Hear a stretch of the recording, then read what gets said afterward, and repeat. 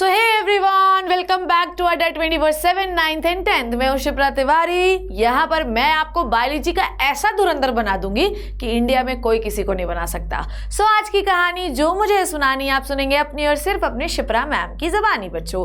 और one of the most important series जो कि मोस्ट इंपॉर्टेंट क्वेश्चंस की है, उसमें मैं आपके लिए लेके आई हूँ लेक्चर नंबर 2। लेक्चर नंबर 2 में हम डिस्कस करने वाले हैं आर एनवायरमेंट के one of the most important सवाल। और विश्वास मानिएगा कि इस one of the most important series में मोस्ट इंपॉर्टेंट क्वेश्चन में मैं वो सारे क्वेश्चन कंप्लीट करा दूंगी जो आपके टर्म 2 में आने वाले हैं। सो घबराना मत। हेरिडिटी एंड इवोल्यूशन हम कर रहे हैं। बहुत सारे बच्चों को न्यूमेरिकल वाले क्वेश्चन में प्रॉब्लम आ रही है। Don't fair, Shipra ma'am is here. आपको मैं सैंपल पेपर अभी जल्दी से सॉल्व करवा दूंगी, तो बिल्कुल भी घबराइएगा मत। उससे आपको थोड़ा सा प्रैक्टिस हो जाएगी। हालांकि मैं कोशिश ये करती हूँ कि हेरिडिटी की बार बार अलग अलग प्रकार के वीडियो लेकर आऊँ और आपको समझाऊं। ब्लड ग्रुप का वीडियो भी आपने नहीं पढ़ा है, जाइए ब्लड ग्रुप का वीडियो लगा कर आइए। ब्लड ग्रुप का वीडियो आपको पढ़ा रखा है मैंने। अब बोल रहे मैम ये तो सिलेबस में नहीं, सब है, उसके सवाल आते हैं, फिर मुझे मत बोलना शिप्रा मैम आपने बताया नहीं था हमको। ब्लड ग्रुप का वीडियो मैंने आपको बना दिया है। ब्लड ग्रुप का वीडियो आपको पढ़ना है जाकर। ब्लड ग्रुप के सवाल आपको आएंगे। क्लियर है? तो चलिए शुरू करते हैं बिना किसी देरी के। आपको पता है कि कैटेगरीज क्या है, वेरी शॉर्ट है, लॉन्ग है, शॉर्ट है। तो बिना किसी देरी के अपन शुरू करते हैं क्या, वेरी शॉर्ट क्वेश्चन। ठीक है, अपने आप स्लाइड चेंज हो रही है। आपको पता है शिप्रा मैम ने जिस चीज को हाथ लगाया उसको चंडाली चढ़ गया। क्लियर है? चलिए अब देखते हैं। Why are green plants called as producer. ठीक है, it is production but it is producer. ठीक है, बताइए मुझे, बताइए बच्चों क्यों कहते हैं ग्रीन प्लांट्स को प्रोड्यूसर। हम इसे प्रोड्यूसर इसलिए कहते हैं क्योंकि सनलाइट को यूज करके ये जो एनर्जी प्रोड्यूस करते हैं वो हर ट्रॉफिक लेवल के लिए बहुत जरूरी है।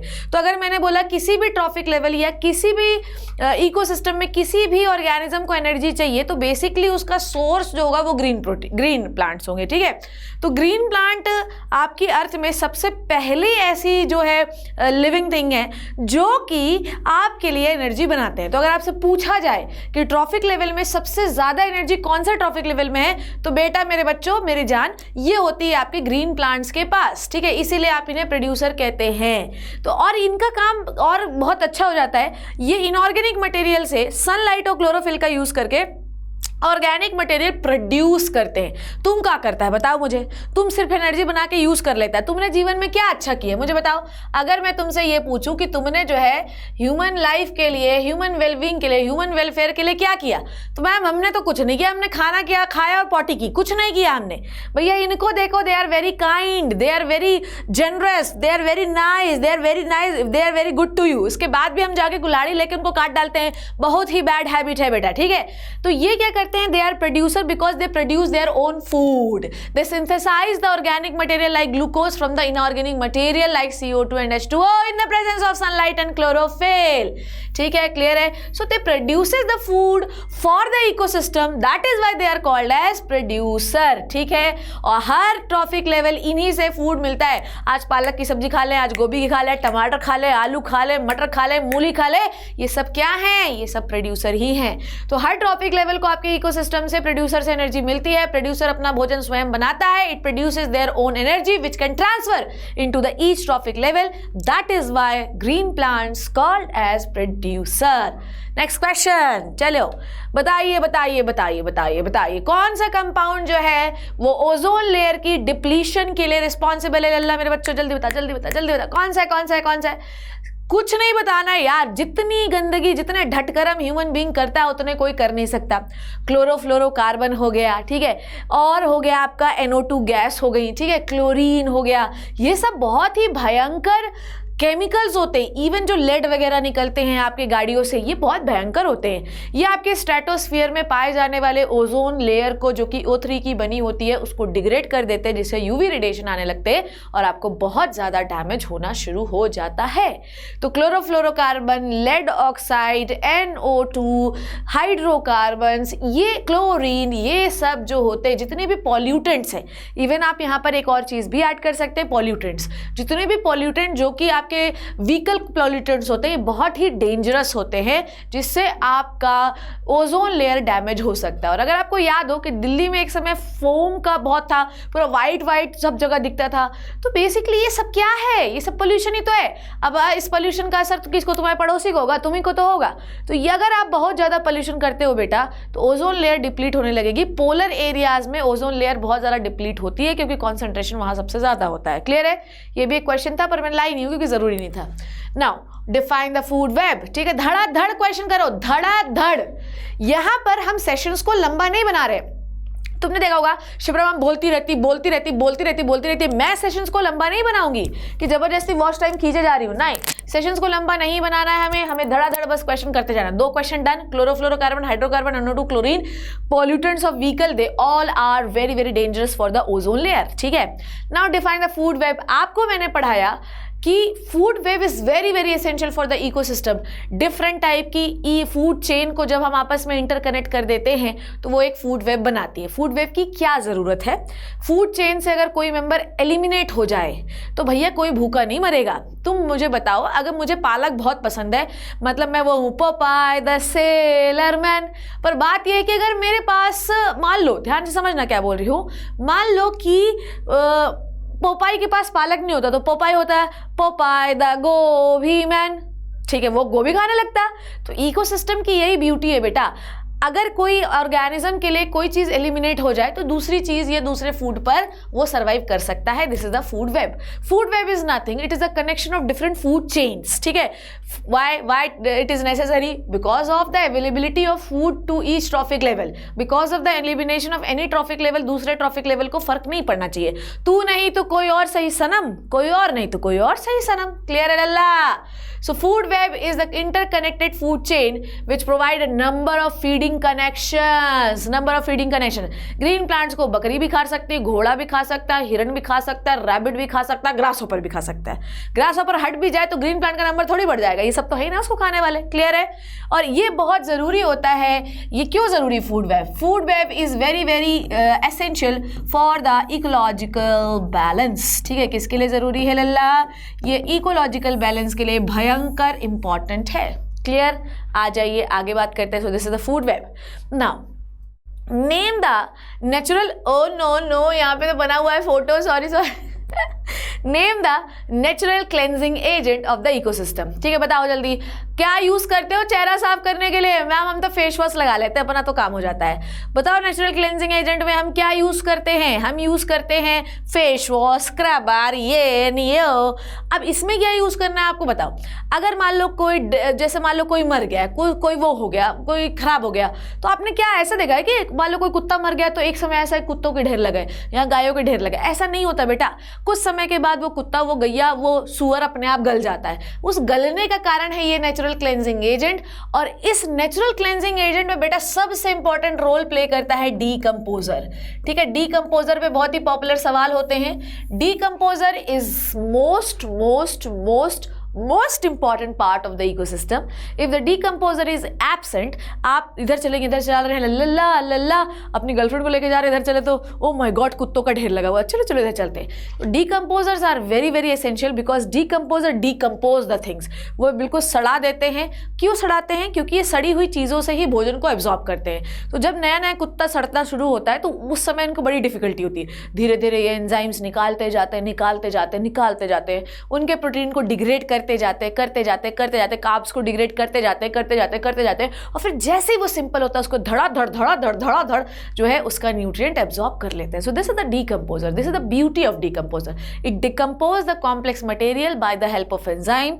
Once the substance gets simpler, it get absorbed by the decomposer so that the things are reduces by the mass and they will clean the environment. समझे? इंग्लिश समझ में आया? क्लियर है? चलो आ गया। इसके साथ जो आपके वल्चर्स होते हैं वो भी ये काम करते हैं। ये भी जो होते हैं बाज जिसको हम कहते हैं, ये लोग भी जो है, चील जो होते हैं, ये सब भी अगर कोई मर जाता है तो उसको खा लेते हैं। तो ये भी गंदगी जो है वो हटाने का काम करते हैं। तो वल्चर्स हो गए आपके, बाज, चील, ये सब जो हॉक हो गए, ये सब क्या है? They were scavengers. तो decomposers and scavengers are the cleansing agent of the environment. कैसे करते हैं ये मैंने डिकम्पोजर का फंक्शन आपको बताया, स्कैवेंजर्स तो डायरेक्ट खा ही लेते हैं, क्लियर है। आइए, व्हाट इज अ बायोमैग्निफिकेशन। बहुत सारा बच्चा यार, बहुत सारा बच्चा इस पे बहुत माथा फोड़ रहा था, मैम आपने बताया नहीं, मैम आपने बताया नहीं। मैम सब बता चुकी है, बस तुम मैम की बात ही तो नहीं मानते। मैम की बात मान लेते तो कहना ही क्या था। तो अभी आपको ये लग रहा है कि मैम ने ये नहीं बताया, पर मैम ने ये बताया। लल्ला कैसी बातें कर रहे हैं यार। Biological magnification, what is the biological magnification, let me explain you. ठीक है, biological magnification it is a very very interesting procedure.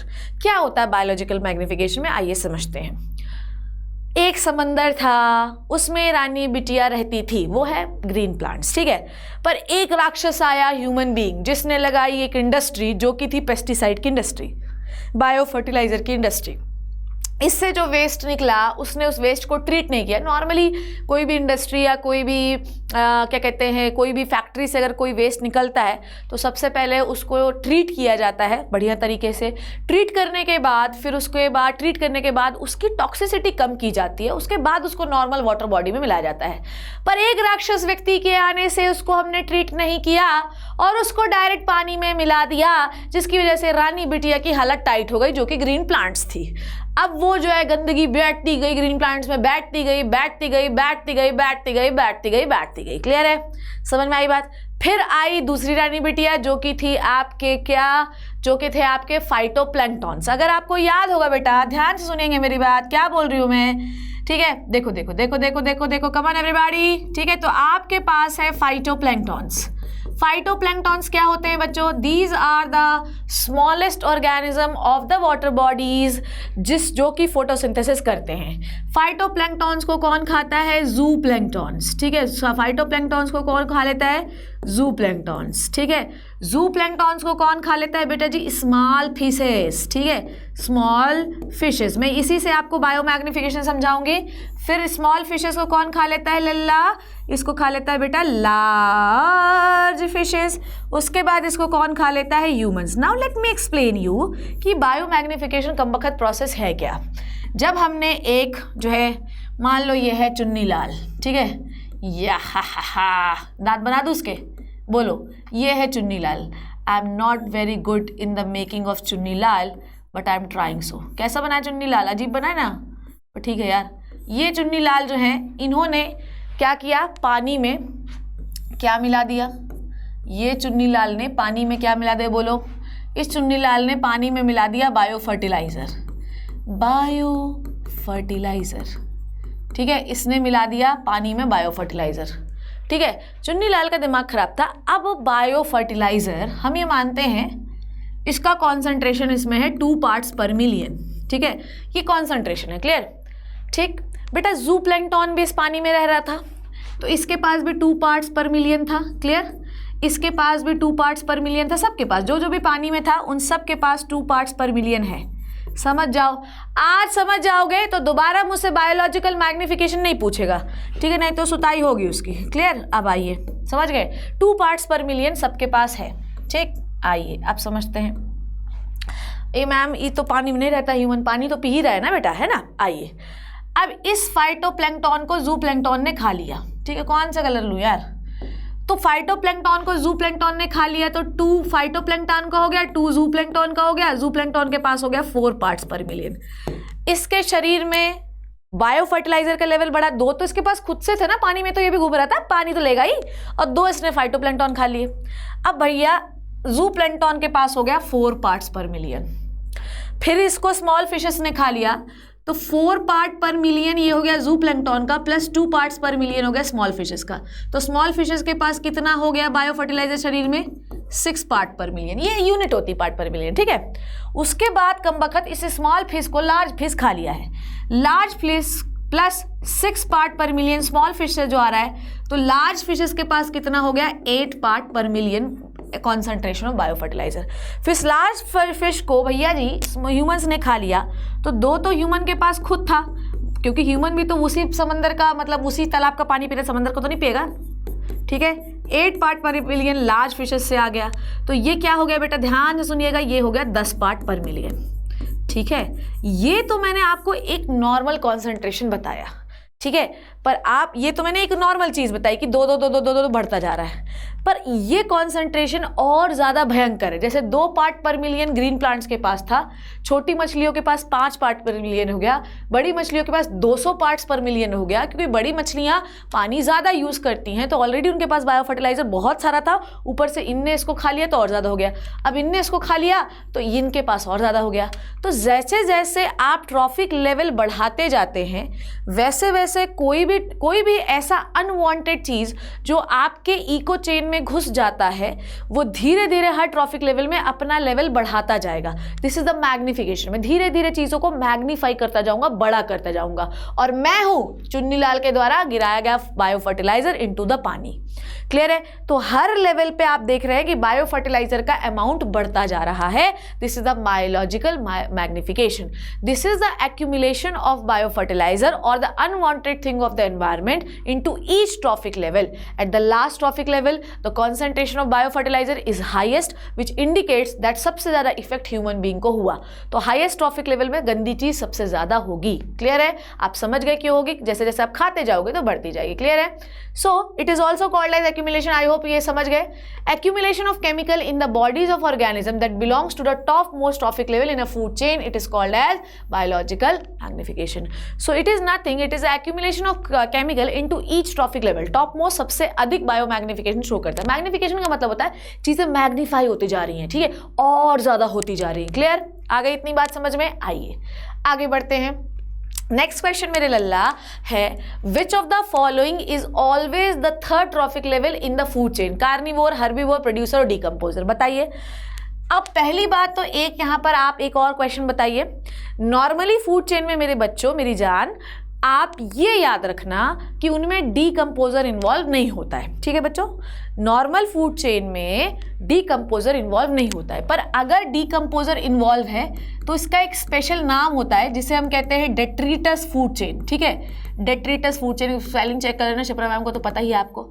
Detritus food chain, detritus food chain वो होती है जिसमें डेट्रीवोरस मतलब डीकम्पोजर ऑर्गेनिज्म होते हैं। नॉर्मल फूड चेन में डीकम्पोजर नहीं आता, पर है मेंबर वो आपके इकोसिस्टम का। अब आपसे ये पूछ रहा है कि थर्ड ट्रॉफिक लेवल पे कौन है? बताइए जल्दी से। प्रोड्यूसर होगा, कंज्यूमर होगा, हर्बीवोर होगा, कार्निवोर होगा, क्या होगा? बताइए। ठीक है? हमेशा ये याद रखिएगा कि आपको पता ही है कि पहला ट्रॉफिक लेवल अगर मैं डिजाइन करूँ इसे, अरे इसमें क्या है यार, ये कितने बार अपन डिस्कस कर चुके हैं। फर्स्ट ट्रॉफिक लेवल में बेटा जी हमेशा आता है प्लांट्स, सेकेंड ट्रॉफिक लेवल में हमेशा आते हैं बेटा जी हर्बीवोर, थर्ड ट्रॉफिक लेवल में आता है कार्निवोर, और सबसे ज़्यादा ऊपर आता है टॉप कार्निवोर। तो ये हुआ आपका ट्रॉफिक लेवल 1, ये हुआ ट्रॉफिक लेवल 2, ये हुआ ट्रॉफिक लेवल 3 और ये हुआ ट्रॉफिक लेवल 4।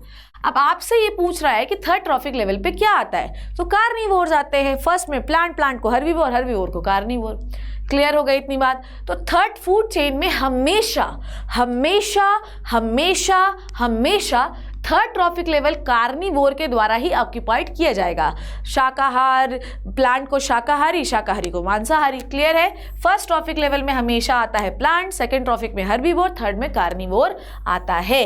ठीक है? और फोर्थ ट्रॉफिक लेवल पे हमेशा लार्ज कार्निवोर आएगा। जैसे मान लो कि मैंने यहाँ पे T4 बनाया तो कार्निवोर को टॉप कार्निवोर खा गया। 5 से ज़्यादा मत बनाना क्योंकि एनर्जी नहीं बचती है। ये मैंने आपको कितने बार पढ़ाया है? 4512 बार पढ़ा दिया है। ठीक है? सो ये आप याद रखना कि 5 से ज्यादा मत बना देना क्योंकि एनर्जी खत्म हो जाती है। तो हमेशा आखिरी में वो आएगा जिनको किसी का बाप नहीं खा सकता, they are top carnivores. Clear है? ये समझ में आ गया? डन हो गया ये वाला सवाल। आगे बढ़ते हैं। मेंशन द, देखो जल्दी चलेंगे पर अपने पास टाइम नहीं है, एग्जाम आने वाला है, अपने को बहुत सारी चीजें और भी कंप्लीट करनी है, सैंपल पेपर करना है। ठीक है? और अपने को CBSE सैंपल पेपर भी करना है। Mention the amount of solar energy captured by the green plant out of the total energy that reaches on the earth from the sun and mention the percentage of the energy which is transferred from the one trophic level to the next higher one। अब आपको ये बताना है, ठीक है?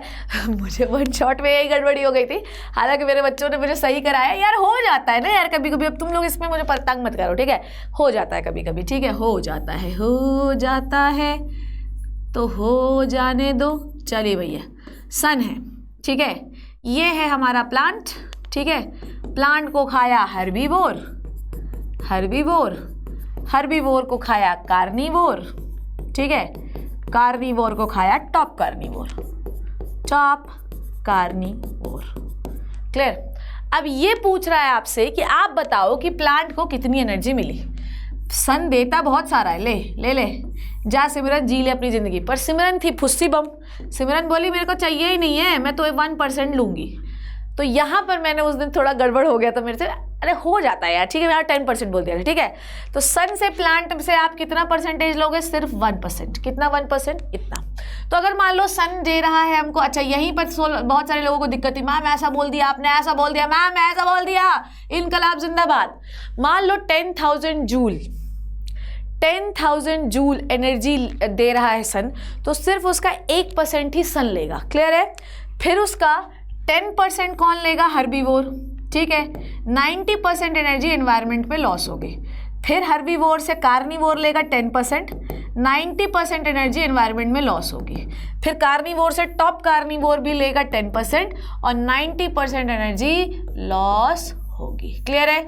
अब आप percentage calculate कर लेना। तो यही ये पूछ रहा है, तो अमाउंट ऑफ चलो ये बता दो, क्लियर है। तो आप ग्रीन प्लांट्स को दोगे 1%, ठीक है, और फिर ग्रीन प्लांट सबको देगा 10-10, 90% कहाँ हो जाएगा, एनवायरमेंटल लॉस। बहुत सारा बच्चा ये पूछ रहा था कि मैम ये एनवायरमेंट में काहे को लॉस हो जाता है। बेटा मान ले मैंने बुच्चू को खा लिया, ठीक है, ये खा लिया तो खा लिया, मान लो अगर मैंने इसको खा लिया, ठीक, तो मैं मान लो इसके पास एनर्जी थी 10,000 जूल। 10,000 जूल एनर्जी में मैं सिर्फ 1,000 जूल ही इस्तेमाल करूंगी, 9,000 जूल की एनर्जी बाहर निकालूंगी। मैम ये जो 9,000 जूल की एनर्जी आप यूज़ बाहर निकाल रही हुई क्या है, बेटा बहुत सारी एनर्जी जो होती है वो डिफरेंट बायोलॉजिकल प्रोसेस को करने के दौरान रिलीज जाती है। तो जितना एनर्जी हम 90% एनर्जी जो होती है वो शरीर से डिफरेंट लाइफ प्रोसेस करने के दौरान बाहर निकाले देते हैं, लाइक डाइजेशन, रेस्पिरेशन, एक्सक्रीशन, फलाना ढमाका, ये सारी चीज़ें।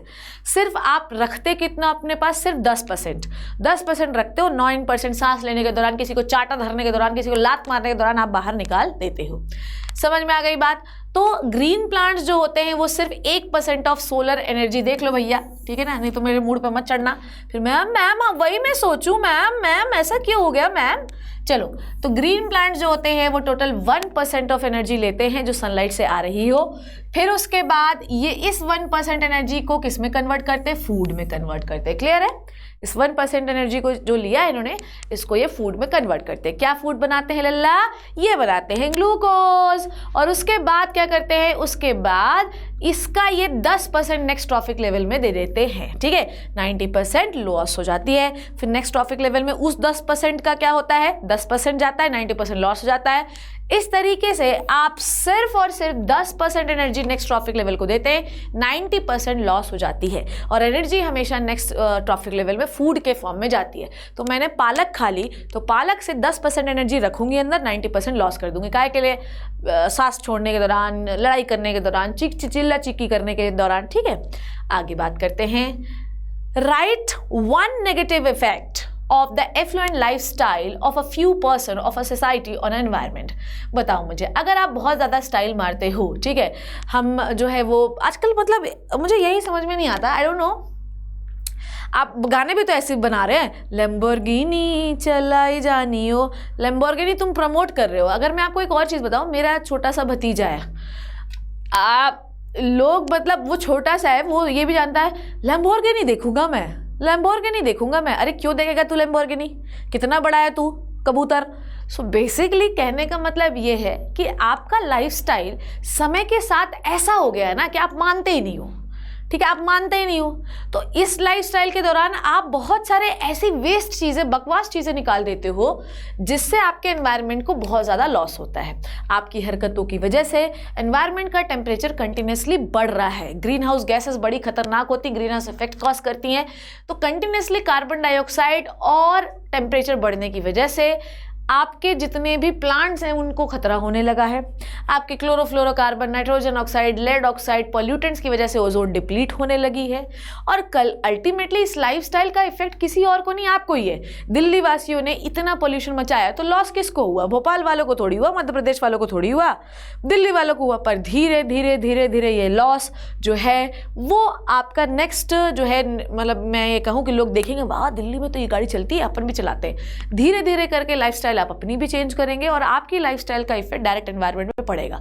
और याद रखना, अगर एनवायरनमेंट पे इफेक्ट पड़ा तो अल्टीमेटली आप उसका शिकार हैं, ठीक है। तो affluent people use resources recklessly which leads to their depletion and generation of excessive waste, ठीक है। अब हमने हमारी हरकतें क्या है, कोक पी लो, हमारी मिनरल वाटर ले लो, इवन मैं कोई इतना ज्ञान दे रही हूँ पर मैं भी ऐसी हूँ बेटा। कभी भी पानी की मुझे बहुत लगता है कि मैं पानी पी लूँ तो लिए तुरंत 20 रुपए का बॉटल लिया, इतना पी लो पानी जल्दी, कोक पी लो, कैन पी लो। तो ये कंडीशन में हम रेकलेसली बिना सोचे समझे जो कर रहे हैं, हम क्या कर रहे हैं, हम एनवायरनमेंट में हीप क्रिएट कर रहे हैं, हम ढेर क्रिएट कर रहे हैं प्लास्टिक का। और धीरे धीरे आपके हाई लिविंग स्टैंडर्ड की वजह से आपको आपके एनवायरनमेंट में जो आप इफेक्ट जो आप दे रहे हो बेचारे एनवायरनमेंट को, इसका टेरिबल कॉन्सिक्वेंसेस हमको भुगतना पड़ेगा। क्या हो रहा है, प्लास्टिक बायोमैग्निफिकेशन हो रहा है, प्लास्टिक हर लेवल पे बढ़ता जा रहा है, शरीर के अंदर प्लास्टिक आ गया बेटा, और ऐसी कंडीशन में कैंसर, एलर्जीज, ऐसी बीमारियां हो रही हैं, तो आपको भुगत ही रहे हो, ठीक है। आगे बढ़ते हैं। How is the increase in the demand for the energy affecting are environment adversely. ये देखो भैया, आर एनवायरमेंट एक ऐसा चैप्टर है, ध्यान से सुनना, आर एनवायरमेंट लल्ला एक ऐसा चैप्टर है जो मोरल बढ़ाता है और मोरल्स बढ़ाता है। इस चैप्टर को पढ़ने के बाद कम से कम शायद मेरी आवाज़ आपके दिल तक पहुंचे और थोड़ा सा आप ये हरकतें कम कर दें। तो ये चैप्टर में ये सब जो सवाल होते हैं ना, जो कि आपका जनरल मतलब ये कहें कि लिविंग, आपको ये बेसिकली आपका मेंटल एबिलिटी टेस्ट कर रहे हैं कि तुम्हारे अंदर अकल भी है या नहीं है। तो इस टाइप के सवाल आएंगे। आपकी एनर्जी डिमांड जो है वो आपके एनवायरनमेंट को किस तरीके से इफेक्ट कर रही है, आइए समझते हैं। बताओ, बहुत ज़्यादा लाइट जला रहे हो, बहुत ज़्यादा पंखा चला रहे हो, बहुत ज़्यादा गाड़ियाँ चला रहे हो, बहुत ज़्यादा चूल्हा जला रहे हो, बहुत ज़्यादा LPG यूज़ कर रहे हो, तो इससे क्या हो रहा है? इस सब चीज़ों से आपकी बॉडी में बहुत ज़्यादा क्रिएट हो रही है carbon monoxide, sulphur oxide, carbon dioxide, pollutants. Clear है भैया? हम बहुत ज़्यादा रेफ्रिजरेटर चलाते हैं तो रेफ्रिजरेटिंग गैस होती है, हम बहुत ज़्यादा लाइट चलाते हैं तो भाई आपकी ऊर्जा खर्च हो रही है, आप नेचुरल रिसोर्सेज को हैरास कर रहे हो, ठीक है। हम जो है इतना लाइट जला रहे हैं तो हम बेसिकली नेचुरल रिसोर्सेज को हैरास्ट कर रहे हैं। धीरे धीरे ये नेचुरल रिसोर्सेज जो है वो ख़त्म होते जाएंगे और हम भीख मांगने की नौबत पे आ जाएंगे। इसीलिए पेट्रोल का रेट इतना बढ़ रहा है, LPGs का रेट इतना बढ़ रहा है, क्योंकि रिसोर्सेज कम है ना हमारे पास, टैक्सेशन बढ़ रहा है तो पैसा बढ़ रहा है। अब जितना ज़्यादा आप इसको यूज़ करोगे उतना ज़्यादा आपको पैसा देना पड़ेगा। पर आप लोग, हम इतना पैसा कमाने लगेंगे, अपने लिए पैसे की कोई वैल्यू ही नहीं रह गई है। हमको रिसोर्स चाहिए, वो कैसे मिलेगा? ज़्यादा गाड़ियाँ खरीद रहे हैं, एक गाड़ी से पेट नहीं भरता, तो मैं दूसरों की बात क्यों करूं? मेरे पास ही 4-4, 5-5 गाड़ियां हैं। तो ये क्या कर रही है? Ultimately they increase the pollutant into the environment, they increase the green house effect on into the environment, they increase the temperature of the environment. Once the temperature get increases, even आपकी body में भी ज़्यादा temperature अगर होने लगता है ना environment में, तो आपको सांस लेने में दिक्कत होने लगती है। क्यों होता है ऐसा लल्ला? क्योंकि हीमोग्लोबिन ऑक्सीजन को छोड़ के भाग जाता है। ज़्यादा टेम्परेचर में हीमोग्लोबिन ऑक्सीजन से बाइंड ही नहीं कर पाता। ये सब इफेक्ट आपके ही क्रियाक्रम है, मेरे ही क्रियाक्रम है। तो बेसिकली ये हमको याद रखना है कि ज़्यादा अगर आप एनर्जीज का इस्तेमाल कर रहे हैं तो नेचुरल रिसोर्सेज का हैरासमेंट कर रहे हैं, जिससे धीरे समय पर फ्यूचर पे हमको वो नहीं मिलेंगे। मोर एनर्जी यूज़ करने से, ज़्यादा स्टाइल मारने से आप बहुत ज़्यादा पोल्यूटेंट और ये गैसेस क्रिएट कर रहे हैं, जिससे एटमॉस्फेयर में ग्रीन हाउस इफेक्ट हो रहा है, टेम्परेचर इंक्रीज हो रहा है, कार्बन डाइऑक्साइड इंक्रीज हो रहा है, और इसका अल्टीमेटली इसका इफेक्ट तुम्हें ही है ना। मैंने बताया हीमोग्लोबिन सांस ही नहीं ले पाओगे, पता चला मर गए, ठीक है। Why ozone layer depleted at the higher level of atmosphere? बताइए। अरे क्यों होता है मुझे बताइए। क्योंकि ozone layer higher level of atmosphere में, इसलिए वहीं डिप्लीट होती है, सीधी बात है, ठीक है। चलिए देखते हैं। Ozone layer getting depleted at the higher level of atmosphere due to the effect of chlorofluorocarbon, ठीक है। सीधी बात यह है कि हायर लेवल ऑफ एटमॉस्फेयर पे ही तो पाई जाती है, यही है ना बात भैया। हायर लेवल ऑफ एटमॉस्फेयर पे ही तो पाई जाती है, तो डिप्लीट भी वहीं होगी, स्ट्रेटोस्फेयर में पाई जाती है। क्लोरोफ्लोरोकार्बन एक ऐसी रेफ्रिजरेटिंग गैस है जो हायर लेवल ऑफ एटमॉस्फेयर तक जा सकती है। नॉर्मल जो बकवास गैसें होती है नॉर्मली नहीं जा पाती, पर CFC फायर एक्सटिंग्विशर से निकलने वाले जो एलिमेंट्स होते हैं, ये सब ना आपके हायर लेवल तक जा सकते हैं। नॉर्मल पोल्यूटेंट्स नहीं जा पाते, इसलिए कोई दिक्कत नहीं है, पर ये सब इतने खतरनाक होते हैं कि ये हायर लेवल तक जाते हैं और ओजोन को डिप्लीट कर देते हैं। तो इनके यूज से higher level of atmosphere deplete हो सकती है। क्लियर है? चलिए, वाई नहीं, एक्चुअली यहां पर ऐसा होगा, हाउ होना चाहिए, वाई नहीं। How is the ozone layer getting depleted in the higher level of atmosphere? Clear है? आगे बढ़े। अब मुझे बताओ, आपको मैंने पढ़ाया था लल्ला मेरे बच्चों, मेरे आंखों के तारों, चांद सितारों, ऐसे तो नहीं लग रहा है धूम तरह, हे भगवान मैम। ये आर एनवायरनमेंट बहुत ही लाइट चिल पिल चैप्टर है बेटा। किसी को नहीं समझ में आ रहा है पहले वन शॉट लगा लो फिर ये पढ़ना। और मैं ये उम्मीद कर रही हूँ कि we are on the urge, ठीक है। अब हम बिल्कुल आखिरी में आ गए हैं और मैं ये उम्मीद कर रही हूँ कि अब जो जो चीज़ें चल रही वो सब आपको आती होंगी। आपने वन शॉट सारे देख लिए हैं, ठीक है। आपको समय समय पर चीज़ें मैं प्रोवाइड करती रहती हूँ, ठीक है। रॉकेट प्रैक्टिस सेशन, ठीक है। अभी आपको कुछ छोटू सा रिवीजन भी दूंगी, टेंशन नहीं लेना, ठीक है। वो थोड़ा सा आखिरी में दूंगी ताकि बिल्कुल रिफ्रेश हो जाए चीज़ें। Okay, name any two abiotic component of an environment. ठीक, चलो देखते हैं। जब मैंने लाइफ प्रोसेस इतने बार रिवाइज करवाया तो ये 3 चैप्टर आ रहे हैं। तुमको कैसे लगता है शिप्रा मैम ऐसे छोड़ देगी?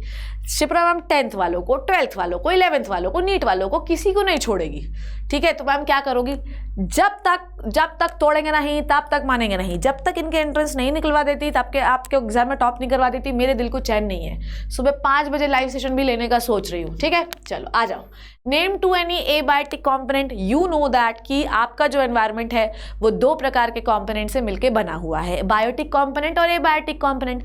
बायोटिक कंपोनेंट मतलब कीड़ा मकोड़ा, सुअर, बकरी, मुर्गा, ये सब बायोटिक कंपोनेंट हैं। एबायोटिक कंपोनेंट भी इकोसिस्टम में बहुत बड़ा, it is what is ecosystem? It is the interaction between the abiotic and biotic component, ठीक है। सो बेसिकली एबायोटिक के अंदर rainfall, sunlight, temperature, humidity, soil, ये सब आते हैं कि नहीं आते? तो 2 लिख दिया मैंने, टेम्परेचर और रेनफॉल। क्लियर हो गई इतनी बात? डन हो गई।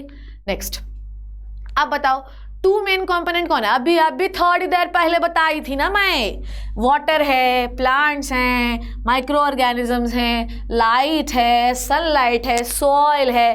तो we have basically 2 component of the environment. One is the abiotic component and one is the biotic component. Abiotic component के अंदर सारे नॉन लिविंग आते हैं, बायोटिक के अंदर सारे लिविंग आते हैं। क्लियर है? आगे बढ़े। What happen if we kill all organism in one trophic level? Suppose that कि ये मान लो, आ जाओ बेटा, इधर आओ, देखो इधर देखेगा तुम सब, इधर आओ। अगर कोई मेरा ये सेशन देख रहा है तो तुम प्लीज़ मुझे बताना कमेंट सेक्शन में कि जब तुम मेरी क्लास में पढ़ते हो तो ऐसा लगता है कि तुम मेरे से ऐसे सामने पढ़ रहे हो। बहुत सारे बच्चे ना जब कभी वो मुझे मिल जाते हैं, ऐसे मिल जाते हैं, कभी मैं ऐसे कुछ खा रही हूँ, कुछ घूम रही तो मिल जाते हैं। वो ना मुझे ऐसे देखते रहते फिर बोलते हैं आप शिप्रा मैम हो क्या? तो कई बार ऑनलाइन में ना जो पढ़ाते तो ऑफलाइन में पहचान ही नहीं पाते बच्चे। पर मुझे ये बताना कि आपको मेरे साथ फील आता होगा ना, ऑफलाइन ऐसे पढ़ रहे हैं मैम के सामने, ठीक है। तो ऐसा फील आता है, प्लीज़ मुझे बताना, बड़ा मज़ा आता है मुझे सुनने में। आ जाओ। सो ये है आपका पिरामिड, ठीक, ओके। यहाँ पर ठीक है, यहाँ पर क्या होते हैं आपके प्लांट्स, ठीक है। प्लांट्स को किसने खाया लल्ला? प्लांट्स को खाया हर्बीवोर्स ने। हर्बीवोर्स को किसने खाया बेटा? कार्निवोर्स ने। कार्निवोर्स को खाया टॉप कार्निवोर ने, टॉप सी लिख दो, ठीक है। अब आपसे पूछ रहा है कि मान लो कि इस पूरे ट्रॉफिक लेवल के सारे ऑर्गेनिज्म मर जाए तो क्या होगा? आओ देखें क्या होगा। आजा मिटा दो इसको, चलो आओ। अगर एक ट्रॉफिक लेवल के सारे ऑर्गेनिज्म मर जाएं, हर्बीवोर्स सारे मर जाए, क्या होगा? Population of organism in previous trophic level will increase. भैया हर्बीवोर को कार्निवोर खा रहा था, हर्बीवोर ही मार दिया, तो इसके जस्ट नेक्स्ट लेवल जो उसको खा रहा था उसका नंबर बढ़ता जाएगा, ठीक है। ओके, ठीक है, ये टर्न हुआ previous trophic level. Previous trophic level का मतलब प्रीवियस मतलब कार्निवोर नहीं, प्रीवियस, ठीक है। ओहो यार तुम लोग याद नहीं दिलाते यार, ठीक है। ओके, ये है कार्निवोर, ये है हर्बीवोर, ये है प्लांट्स। अगर हर्बीवोर मर गया, सारा मर गया, तो प्लांट बढ़ता जाएगा कि नहीं बढ़ता जाएगा? हाँ मैम, उसको खाने के लिए कोई बचा ही नहीं, ठीक। The organism of next trophic level will, अच्छा देखो हमेशा ये याद रखना, हर्बीवोर को ही मान लो अपन ने सब पूरे अर्थ से हर्बीवोर खत्म कर दिए, तो हर्बीवोर अगर खत्म कर दिए तो ह्यूमन बीइंग कितना प्लांट खाएगा यार? हर्बीवोर तो सबसे ज़्यादा प्लांट खाते हैं, तो आपके प्लांट का नंबर बहुत ज़्यादा इंक्रीज होने लगेगा। पर अगर हर्बीवोर मर गए तो हर्बीवोर पे जो डिपेंडेंट कार्निवोर थे उनका नंबर तो कम होने लगेगा, तो प्रीवियस वाले का नंबर बढ़ेगा, आफ्टर वाले का नंबर घटेगा। क्लियर है? समझ में आई बात? या वो ऐसा भी हो सकता है कि यहाँ से उड़े, भाड़ में गया, मैं तो इधर जाके रहूँगा, तो उन्होंने अपना नंबर वो उधर से माइग्रेट हो गए, कहीं और चले गए। सो बेसिकली मैं आपको ये बताना चाह रही हूँ कि जब भी आपका कोई भी ट्रॉफिक लेवल नेक्स्ट हो जाता है तो वो मूव करके किसी और ट्रॉफिक लेवल पे चले जाते हैं, ठीक है, या वो मर भी जाएंगे, ठीक। और इस तरीके से आपका इकोलॉजिकल बैलेंस जो है वो गड़बड़ हो जाता है, आपकी फूड चेन गड़बड़ हो जाती है। तो क्या क्या हुआ, प्रीवियस ऑर्गेनिजम्स का नंबर या ट्रॉफिक लेवल का नंबर इंक्रीज होगा, आफ्टर का डिक्रीज होगा। ऐसा भी हो सकता है कि आफ्टर माइग्रेट करके किसी दूसरे इको चेन का मेंबर बच जाए, ऐसा हो सकता है, कोई टेंशन नहीं। क्लियर है, डन है, और आपका इकोलॉजिकल बैलेंस खत्म हो जाएगा। वेरी शॉर्ट क्वेश्चन में अगला सवाल देखो, कितने सारे मैम सवाल लेके आई है। Give an example to illustrate that indiscriminate use of pesticide may result in the degradation of environment. This is the biomagnification. Chunni Lal की हरकतें थी खराब, उसने बायो पेस्टिसाइड की इंडस्ट्री लगाई, फिर वही पानी में डाल दिया, पानी में जो है कॉन्सेंट्रेशन हर ऑर्गेनिज्म हर ट्रॉफिक लेवल पे बढ़ता गया, और लास्ट में वो अल्टीमेटली ह्यूमन बींग्स के अंदर आया, और ह्यूमन बींग्स में पता चला कि फर्टिलाइजर से मर गए। आज तक समझ ही नहीं आया कि फर्टिलाइजर खाया जाता है। फर्टिलाइजर तो आप हर जगह खा रहे हो ना, पानी से ले रहे हो, आप सब्जियों से ले रहे हो, आप हर जगह फर्टिलाइजर ले रहे हो, तो फर्टिलाइजर आपके लेवल पे बढ़ता जाएगा, आपको कैंसर कर देगा, आपका लीवर किडनी खराब होगा, आपको डाइजेशन का प्रॉब्लम होगा, आपको उल्टी हो गया, आपको दस्त हो गया, आपको गैसेस बनेंगी, डकार आएगी। ठीक है, क्लियर। तो पेस्टिसाइड जो होते हैं ये आपके क्रॉप फील्ड से, पेस्टिसाइड इंडस्ट्री से भी जा सकता है, क्रॉप फील्ड से भी वॉश डाउन होकर कहाँ जा जाता है, वाटर बॉडीज में। वाटर बॉडीज में ये कौन एब्जॉर्ब करेगा, एक्वाटिक प्लांट्स कौन खाएगा, एनिमल्स। और इस तरीके से ये हर ट्रॉफिक लेवल में अपना जो अमाउंट होता है वो इंक्रीज करते जाते हैं, और एक समय ऐसा आता है कि अल्टीमेटली ह्यूमन बींग के अंदर आ जाते हैं, और ह्यूमन बींग जो है मर जाता है, पेट फाड़ के निकाला तो पता चला कि पेस्टिसाइड निकला। हाँ, पता है वो भाई हमने तो पेस्टिसाइड खाए नहीं, सब्जियों से खा रहे हो, पानी से खा रहे हो, मछली खा रहे हो, सब पेस्टिसाइड वाली ही है बेटा। तो अगर आप ये सोचते हो कि हम ऑर्गेनिक सब्जियां खा के पेस्टिसाइड से बच जाएंगे तो आप बच नहीं पाओगे। आजकल इतना पेस्टिसाइड यूज हो रहा है बेटा। ठीक है, चलिए, why is it necessary to conserve our environment. बेटा ये नेसेसरी तो है, इस एनवायरनमेंट का तुम मेंबर हो, मतलब वही बात है। ये क्वेश्चन जो है ये सूट गया, भगवान की पूजा करना क्यों जरूरी है। भगवान की पूजा नहीं करोगे यार, भगवान ने सृष्टि बनाई, भले हमने भगवान को देखा नहीं पर उसके ऊपर आस्था तो है, उस आस्था के नीचे हम हमेशा सर झुकाते हैं। ऐसा एनवायरनमेंट है। एनवायरनमेंट क्यों जरूरी है आपको भैया, जीवन जो है आपको एनवायरनमेंट ने दिया है क्योंकि आपका एनवायरनमेंट कंजर्व करना बहुत जरूरी है।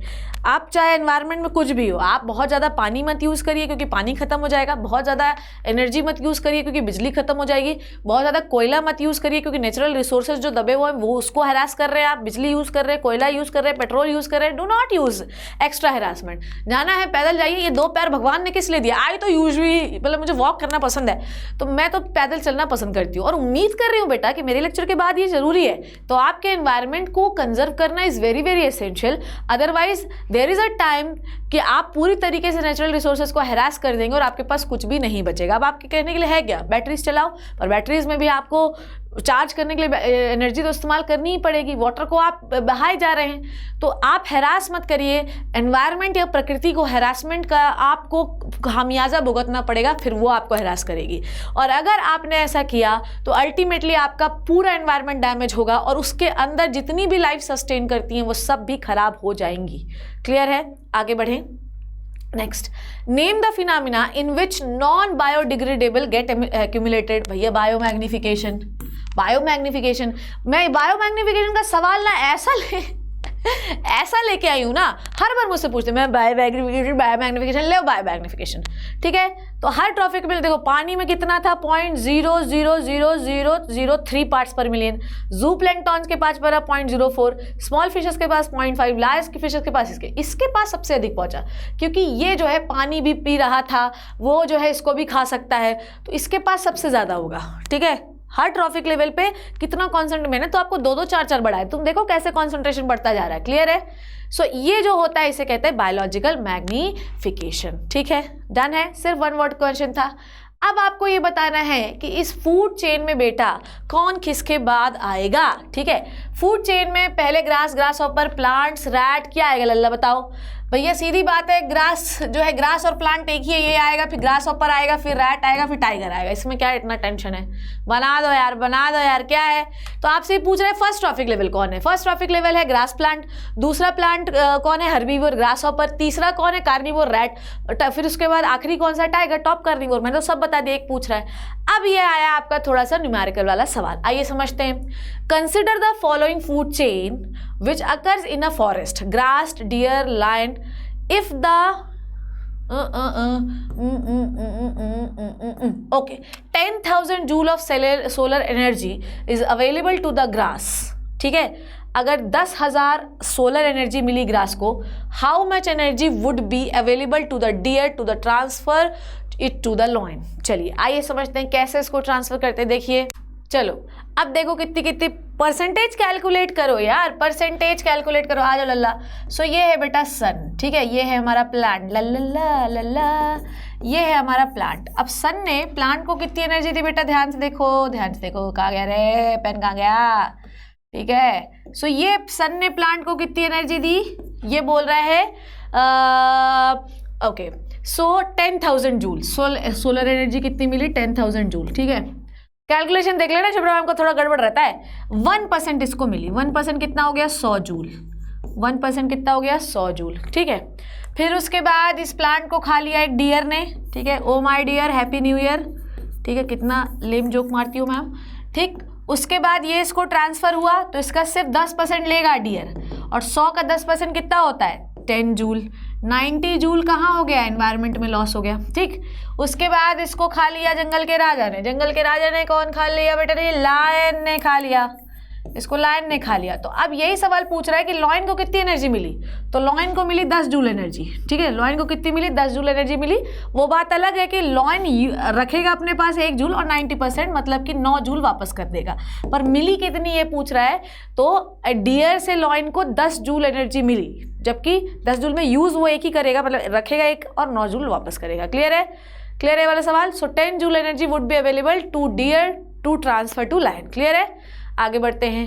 2 man made ecosystem, very very लल्लू सवाल, कौन कौन सा है बेटा, बेटा बेटा बोलो बोलो बोलो, घबराओ नहीं, ठीक है। ताक दिना दिन दिन दिन तारा टन टना टन टन टना चलती है, 9 से 12 तो नहीं चल रहा है आपके मन में, भगवानी मैम क्या है, ठीक है। तो 2 मैन मेड इकोसिस्टम बताइए कौन से हैं।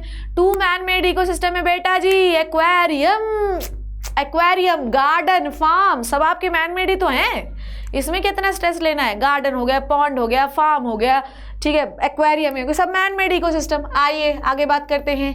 Name the formula and molecular made up of 3 oxygen. भैया O2 + O से क्या बनेगा, O3 which is the ozone, ठीक है। Important layer found into the stratosphere which makes the blanket of the atmosphere so that the UV radiation which is the harmful radiation sun of the sun can not came into the earth, ठीक है।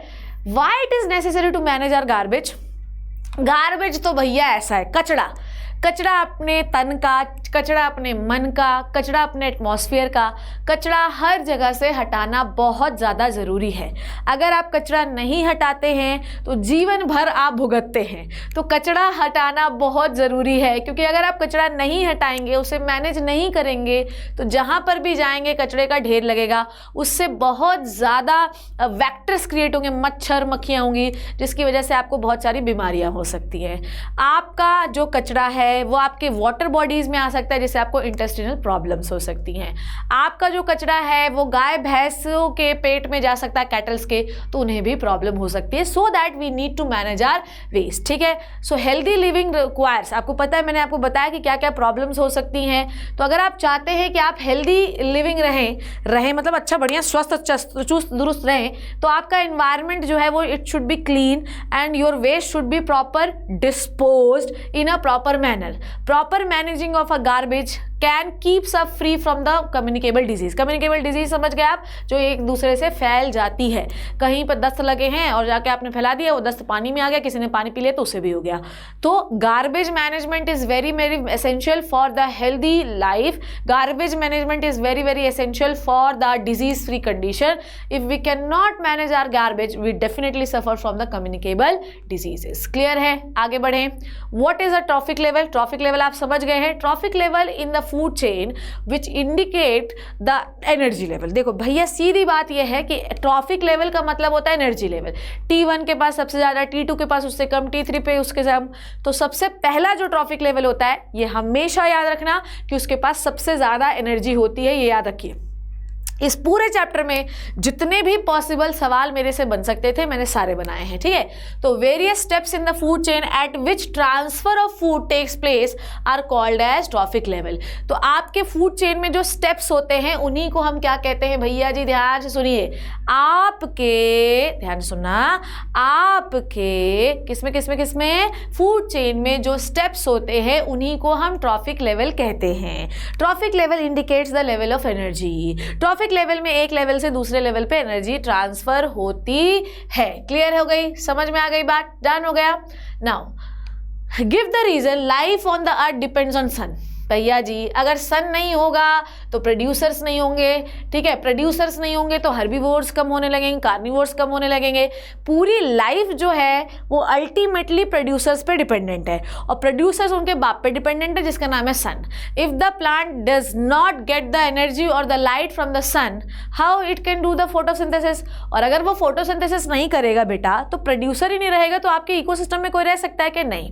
तो sun is very very essential because of the solar energy your plant get convert the solar energy into the chemical energy, and this chemical energy which is the glucose or the food get transferred to the each trophic level.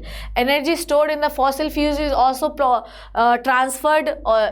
transferred solar energy because they made up of decomposed plants and animals. Clear है? Hence solar energy is utilized and transformed in different form and utilized by us. Clear है इतनी बात? तो ये बात आपको याद रखना है कि आपके ज़मीन के अंदर जो चीज़ें दबी हुई हैं उनमें भी सनलाइट का बहुत बड़ा रोल है जो कि आपको फ्यूल्स देते हैं।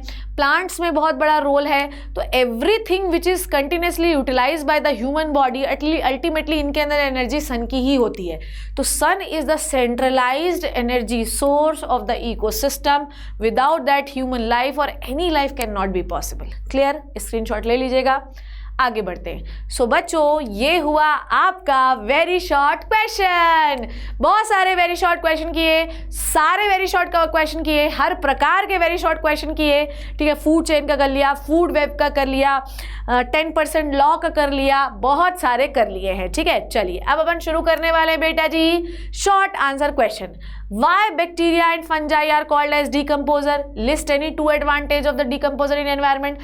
अब क्वेश्चन तो उतने ही बनने थे भैया, वेरी शॉर्ट में जितनी वैरायटी ऑफ क्वेश्चन मैंने आपको दी, क्वेश्चन की पॉसिबिलिटी तो उतनी ही बननी थी। अब यहाँ पर मैं आपको सिखाने वाली कोई बड़े बड़े आंसर कैसे लिखेगा, ठीक है। आइए देखिए बड़ा बड़ा आंसर कैसे लिखेंगे। बैक्टीरिया एंड फंगस, अभी आपको थोड़ी देर पहले इसका रोल समझाया था लल्ला मेरे बच्चों, मेरे आंखों के तारों, चांद सितारों, ठीक है। ओके मेरे जिगर के टुकड़ों, क्या सिखाया था मैंने आपको? इतना मैं आपको पैम्पर करके रखती हूँ बेटा जी, इतना पैम्पर करती हूँ, इतना पैम्पर करती हूँ। उसके बाद भी अगर आपको नहीं पढ़ना है तो दीवार पे मैं ही सर मार लेती हूँ, तुम आराम करो, ठीक है। सो बैक्टीरिया एंड फंगस जो होते हैं ये डीकम्पोजर होते हैं। इनका वर्किंग एक्शन मैंने आपको समझाया कैसे काम करते हैं।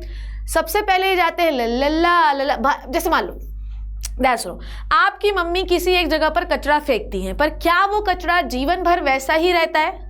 आपकी मम्मी किसी एक जगह पर कचरा फेंक रही हैं, पर ध्यान से सुनिए, क्या वो कचरा वैसा ही रहता है जैसा पहले दिन फेंकती? नहीं मैम, कुछ समय के बाद वो सड़ जाता है।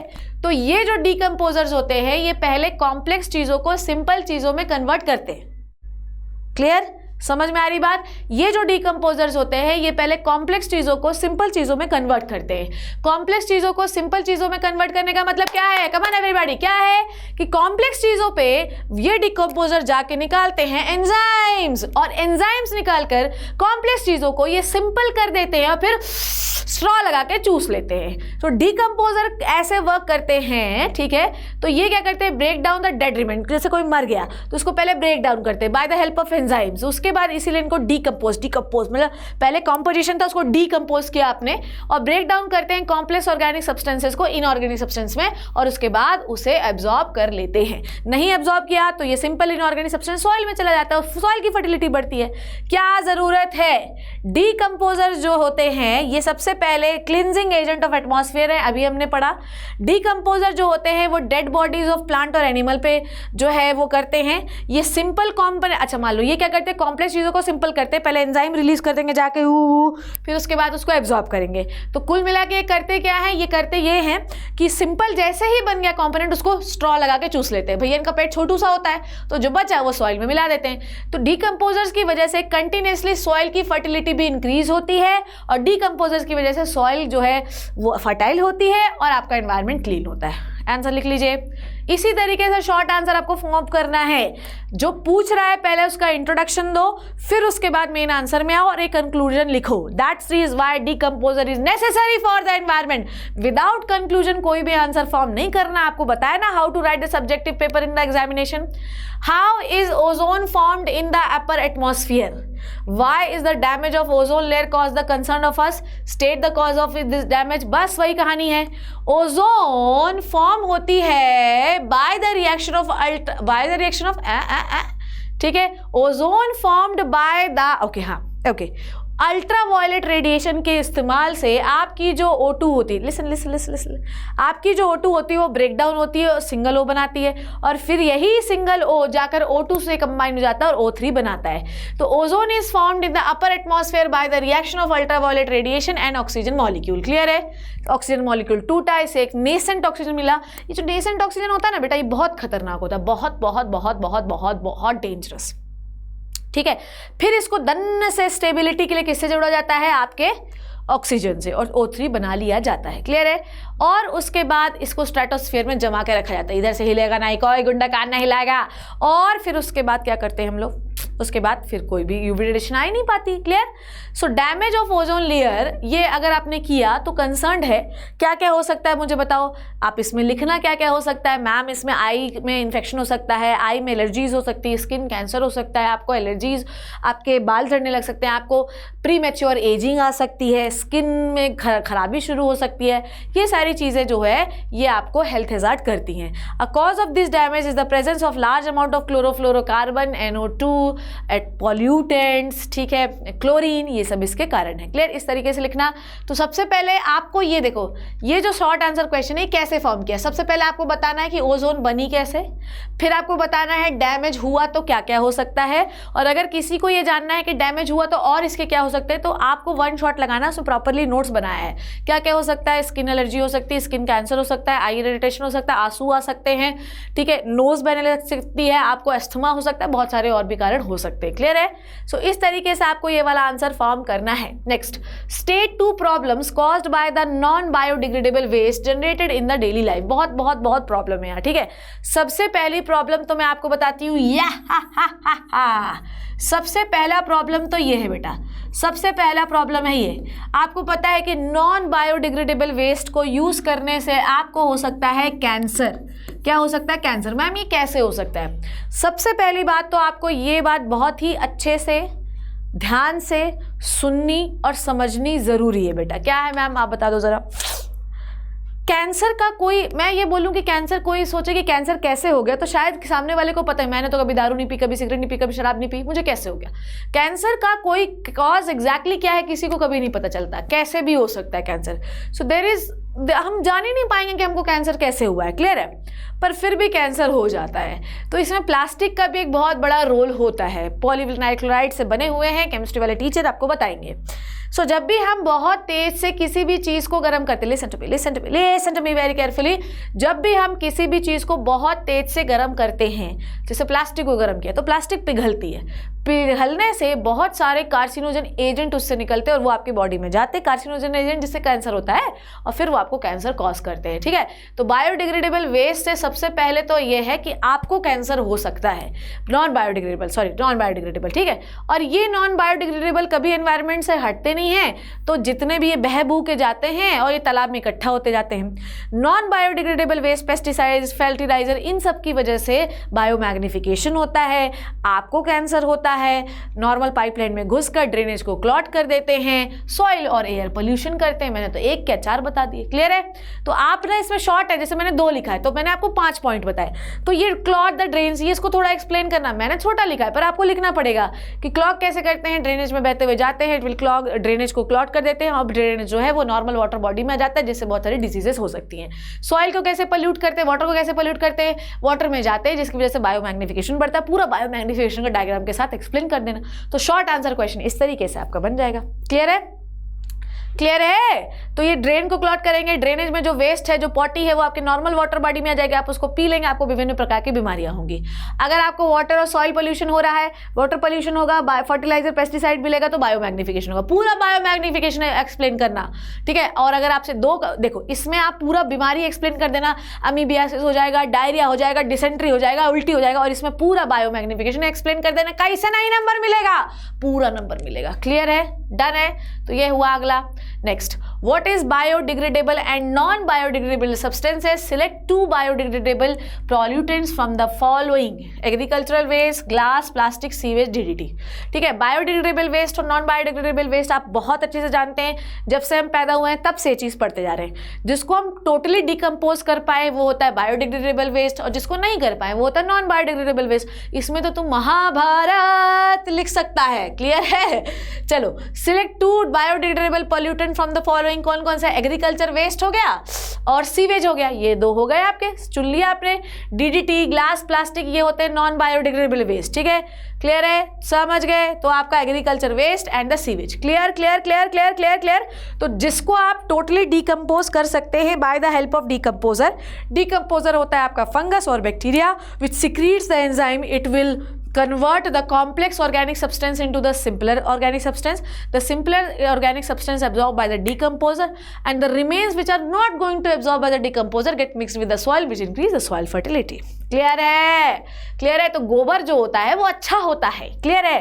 समझ में आई बात? बायोलॉजिकल मैग्निफिकेशन फिर शॉर्ट आंसर क्वेश्चन में आ गया, मुझे नहीं लगता कि इसमें कोई दिक्कत होनी चाहिए।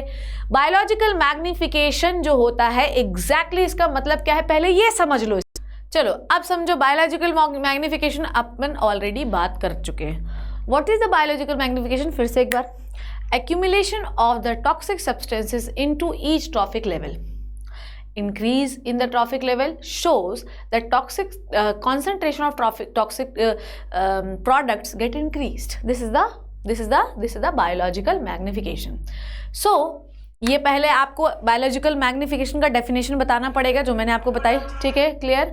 सो pesticide used in the crops are wash down into the soil. From the soil these are absorb by the plant along with the water minerals and they entered into the food chain. तो आपको पता है plant से पहले food chain में आ गए, then उसके बाद इसको आपने खाया और ह्यूमन बीइंग के अंदर आ गए। धीरे धीरे they are accumulated in our body. This phenomena is called as biological magnification. यहाँ पर आपने ह्यूमन बीइंग और क्रॉप का एग्जाम्पल बताया है, आप एक्वेटिक वाटर बॉडीज का भी एग्जाम्पल बता सकते हैं। Clear? So what is the biological magnification, पहले ये एक्सप्लेन करो। Biological magnification is the accumulation of the toxic substances into the each trophic level. It is very very harmful for the each trophic level which shows that whenever we are going forward to the trophic level, the concentration of toxic substances get increases. लिख लेना धीरे करके, okay? ये वाली फिर आप पूरा process explain करिएगा कि कहाँ से कैसे गया। ठीक है? Describe how decomposer facilitate the recycling of matter in order to maintain the balance in the ecosystem. फिर वही डिकम्पोजर का कहानी आपको समझा दिया मैंने कि कैसे काम करते हैं, ये कैसे ब्रेक डाउन करते हैं, सिंपल करते हैं, एब्जॉर्ब करते हैं, क्लीनिंग करते हैं, रिसाइकलिंग ऑफ मैटर करते हैं। रिसाइकलिंग देखो, इसके आपको 3 फायदे मैं बहुत अच्छे से बता देती हूँ। डिकम्पोजर्स की वजह से रिसाइकलिंग ऑफ मैटर होता है। रिसाइकलिंग ऑफ मैटर का मतलब क्या होता है लल्ला? आप स्क्रीनशॉट लेते रह जाओ इसका। ठीक है, रिसाइकलिंग कैसे होता है? वो तो कहते हैं ना, मिट्टी से जुड़े लोग हैं और मिट्टी पे ही मिल जाना है, ये वाला आपने सुना है। तो ऐसा क्यों कहते हैं हम लोग? कभी सोचा आपने? कभी सोचा है शिप्रा हम ऐसा क्यों कह रहे हैं कि मिट्टी से जुड़े लोग हैं और मिट्टी पे ही मिल जाना है, मिट्टी पे फना मेरी जान? ठीक है, ऐसा इसलिए कहते हैं कि आपका जो पूरा बॉडी है वो अल्टीमेटली ऑर्गेनिक मटेरियल से ही बना हुआ है। ठीक है, आपकी पूरी बॉडी ऑर्गेनिक मटेरियल से ही बनी हुई है। जब आप या कोई भी organism organic material protein fats का आपसे ही बना हुआ है। फिर जब वो मर जाता है तो उसके ऊपर कौन ग्रो होने लगता है? डिकम्पोजर्स ग्रो होने लगते हैं। डिकम्पोजर इस कॉम्प्लेक्स मटेरियल को ब्रेक डाउन करके सिंपलर में कन्वर्ट कर देते हैं और समय के साथ उसे एब्जॉर्ब कर लिया जाता है बाय द डिकम्पोजर्स। जो बच गया वो वापस से सॉइल में चला गया। ठीक है, तो अल्टीमेटली हम जो ऑर्गेनिक चीज़ें बनाते हैं वो बनाते किससे? इनऑर्गेनिक इनऑर्गेनिक में, डिकम्पोजर ने किया क्या, उसको इनऑर्गेनिक में कन्वर्ट किया, फिर उसको एब्जॉर्ब किया, फिर बचा जो है सॉइल में मिला दिया, तो अल्टीमेटली सॉइल में आ गया। तो मिट्टी से ही बने थे, मिट्टी पे ही मिल गए। तो रिसाइकलिंग करता है, सॉइल फर्टिलाइजेशन बढ़ाता है, क्लीनिंग करता है, तो it is very very essential. Clear है? आगे बढ़ते हैं। Explain the phenomena of the biological magnification, how this, ये तो फिर वही क्वेश्चन आ गया यार, फिर से वही क्वेश्चन, ठीक है। तो मैंने अलग अलग टाइप पे देखो यहाँ पे डीडीटी का बताया हुआ है। चलो आ जाओ, ठीक है। इसको लॉन्ग आंसर में कैसे लिख सकते हैं, अगर आपको मान लो ये क्वेश्चन लॉन्ग में आ गया तो इसको आप लॉन्ग में भी लिख सकते हैं, इट इज़ वेरी बिग। ठीक, आ जाओ। The process of which harmful chemical, देखो ये डेफिनेशन हो गई बेटा। सबसे पहले बेटा जी डेफिनेशन दैयो, डेफिनेशन नहीं दोगे तो आपका काम नहीं बनेगा। क्लियर? डेफिनेशन क्या लिख रहा है, ये बोल रहा है बेटा जी, ध्यान से सुनना। It is the process in which harmful chemical entered into the food chain and get accumulated progressively in each trophic level. ठीक है, so it is the phenomena in which harmful chemical entered into the food chain and get accumulated progressively, जैसे जैसे आगे बढ़ते जाओगे progress होती जाएगी in each topic level. This is called as biological magnification. ठीक है, harmful toxic chemical, red colour ले लेती हूँ, harmful toxic chemical enter in our body when they added to soil. ठीक है भैया, प्लांट लगा था सॉइल में भी आ गया ना, फिर उसके बाद और वाटर में आ गया, वाटर पी लेतेपन भी आ गया आपके अंदर। Use of pesticide to protect food crops from the diseases, बहुत सारे केमिकल जो होते हैं वो फैक्ट्रीज बनाती हैं। सेम ये पूरा एक्सप्लेनेशन मैंने आपकी शिप्रा मैम की ज़बानी आप सुन चुके हैं। ठीक है, फिर उसके बाद इसे डिस्पोज ऑफ कर दिया जाता है रिवर में। ये केमिकल्स जो होते हैं ये सॉइल में भी चले जाते हैं उसी पानी से, और फिर सॉइल के द्वारा एब्जॉर्ब होकर प्लांट में आ जाते हैं।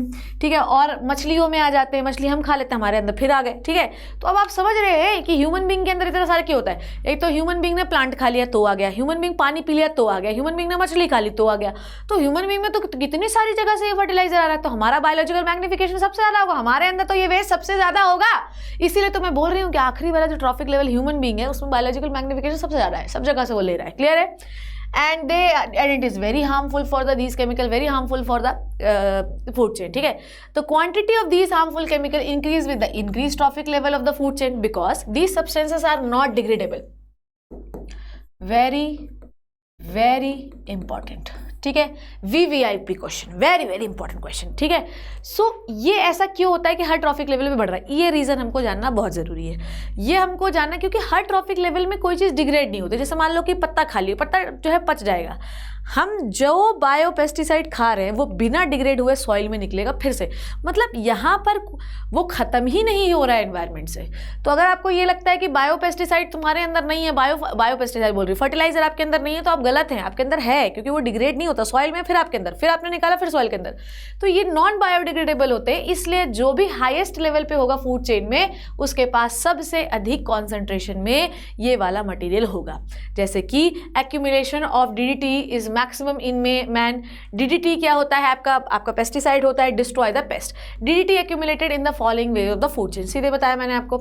ठीक है, फॉलोइंग वे कैसा होता है, फॉलोइंग वे कैसा होता है, भैया अपन ने उगाया, सॉइल में आया, सॉइल से कहाँ आया, व्हीट में आया, राइस में आया, वेजिटेबल में आया, फिर उसके बाद इसको अपन ने खा लिया, फिर उसके बाद खा लिया तो ये आपके अंदर आ गया। तो इस तरीके से आपके अंदर फैलता है। तो जो सबसे हाईएस्ट ट्रॉफिक लेवल पे होगा उस पर बायोलॉजिकल मैग्निफिकेशन सबसे ज़्यादा होगा।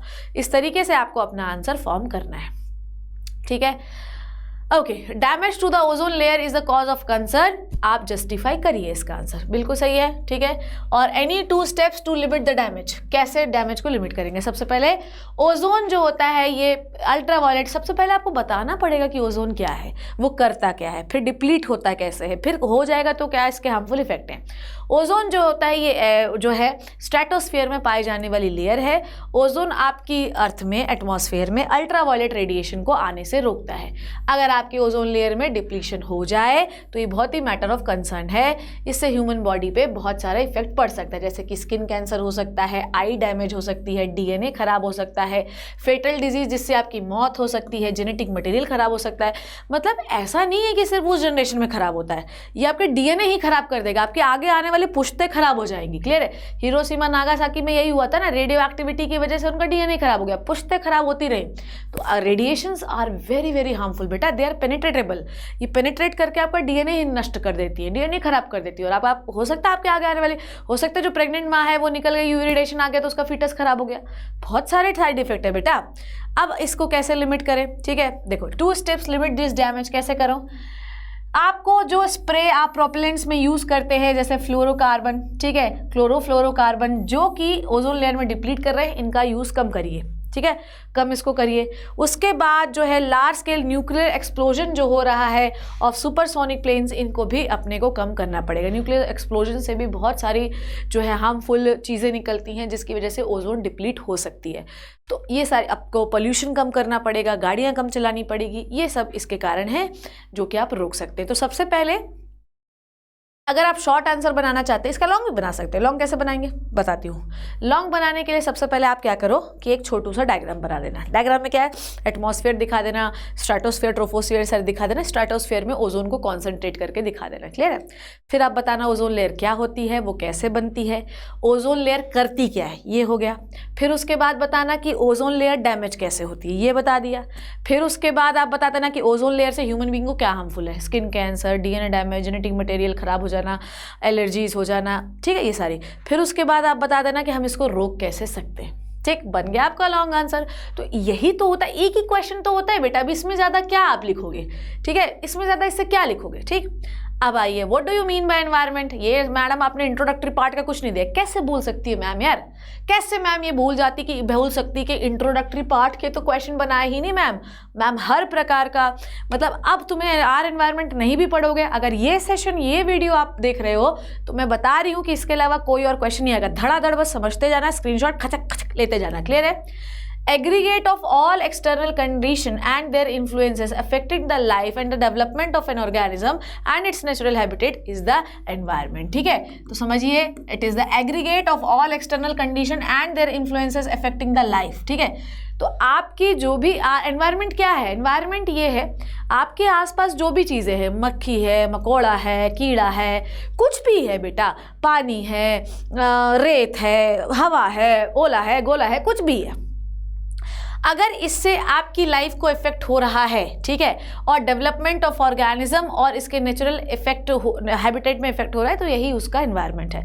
मैं यहाँ रहती हूँ, मुझे अच्छी हवा चाहिए, अच्छा खाना चाहिए, अच्छा पानी चाहिए, मेरा ये रूम चाहिए, मुझे रिकॉर्डिंग रूम चाहिए, मुझे पढ़ाना है, ये मेरा एनवायरनमेंट है। ठीक है, तो एग्रीगेट, ये डेफिनेशन हो गई। What is meant by environment, it is the aggregate of all external condition, anything biotic और एबायोटिक एंड देयर इन्फ्लुएंसेस। क्या इन्फ्लुएंस है, बारिश होगी तो खेत होगा, तुम्हारा एनवायरनमेंट है। ठीक है, बारिश नहीं होगी तो सूखा पड़ जाएगा, तुम्हारा एनवायरनमेंट है।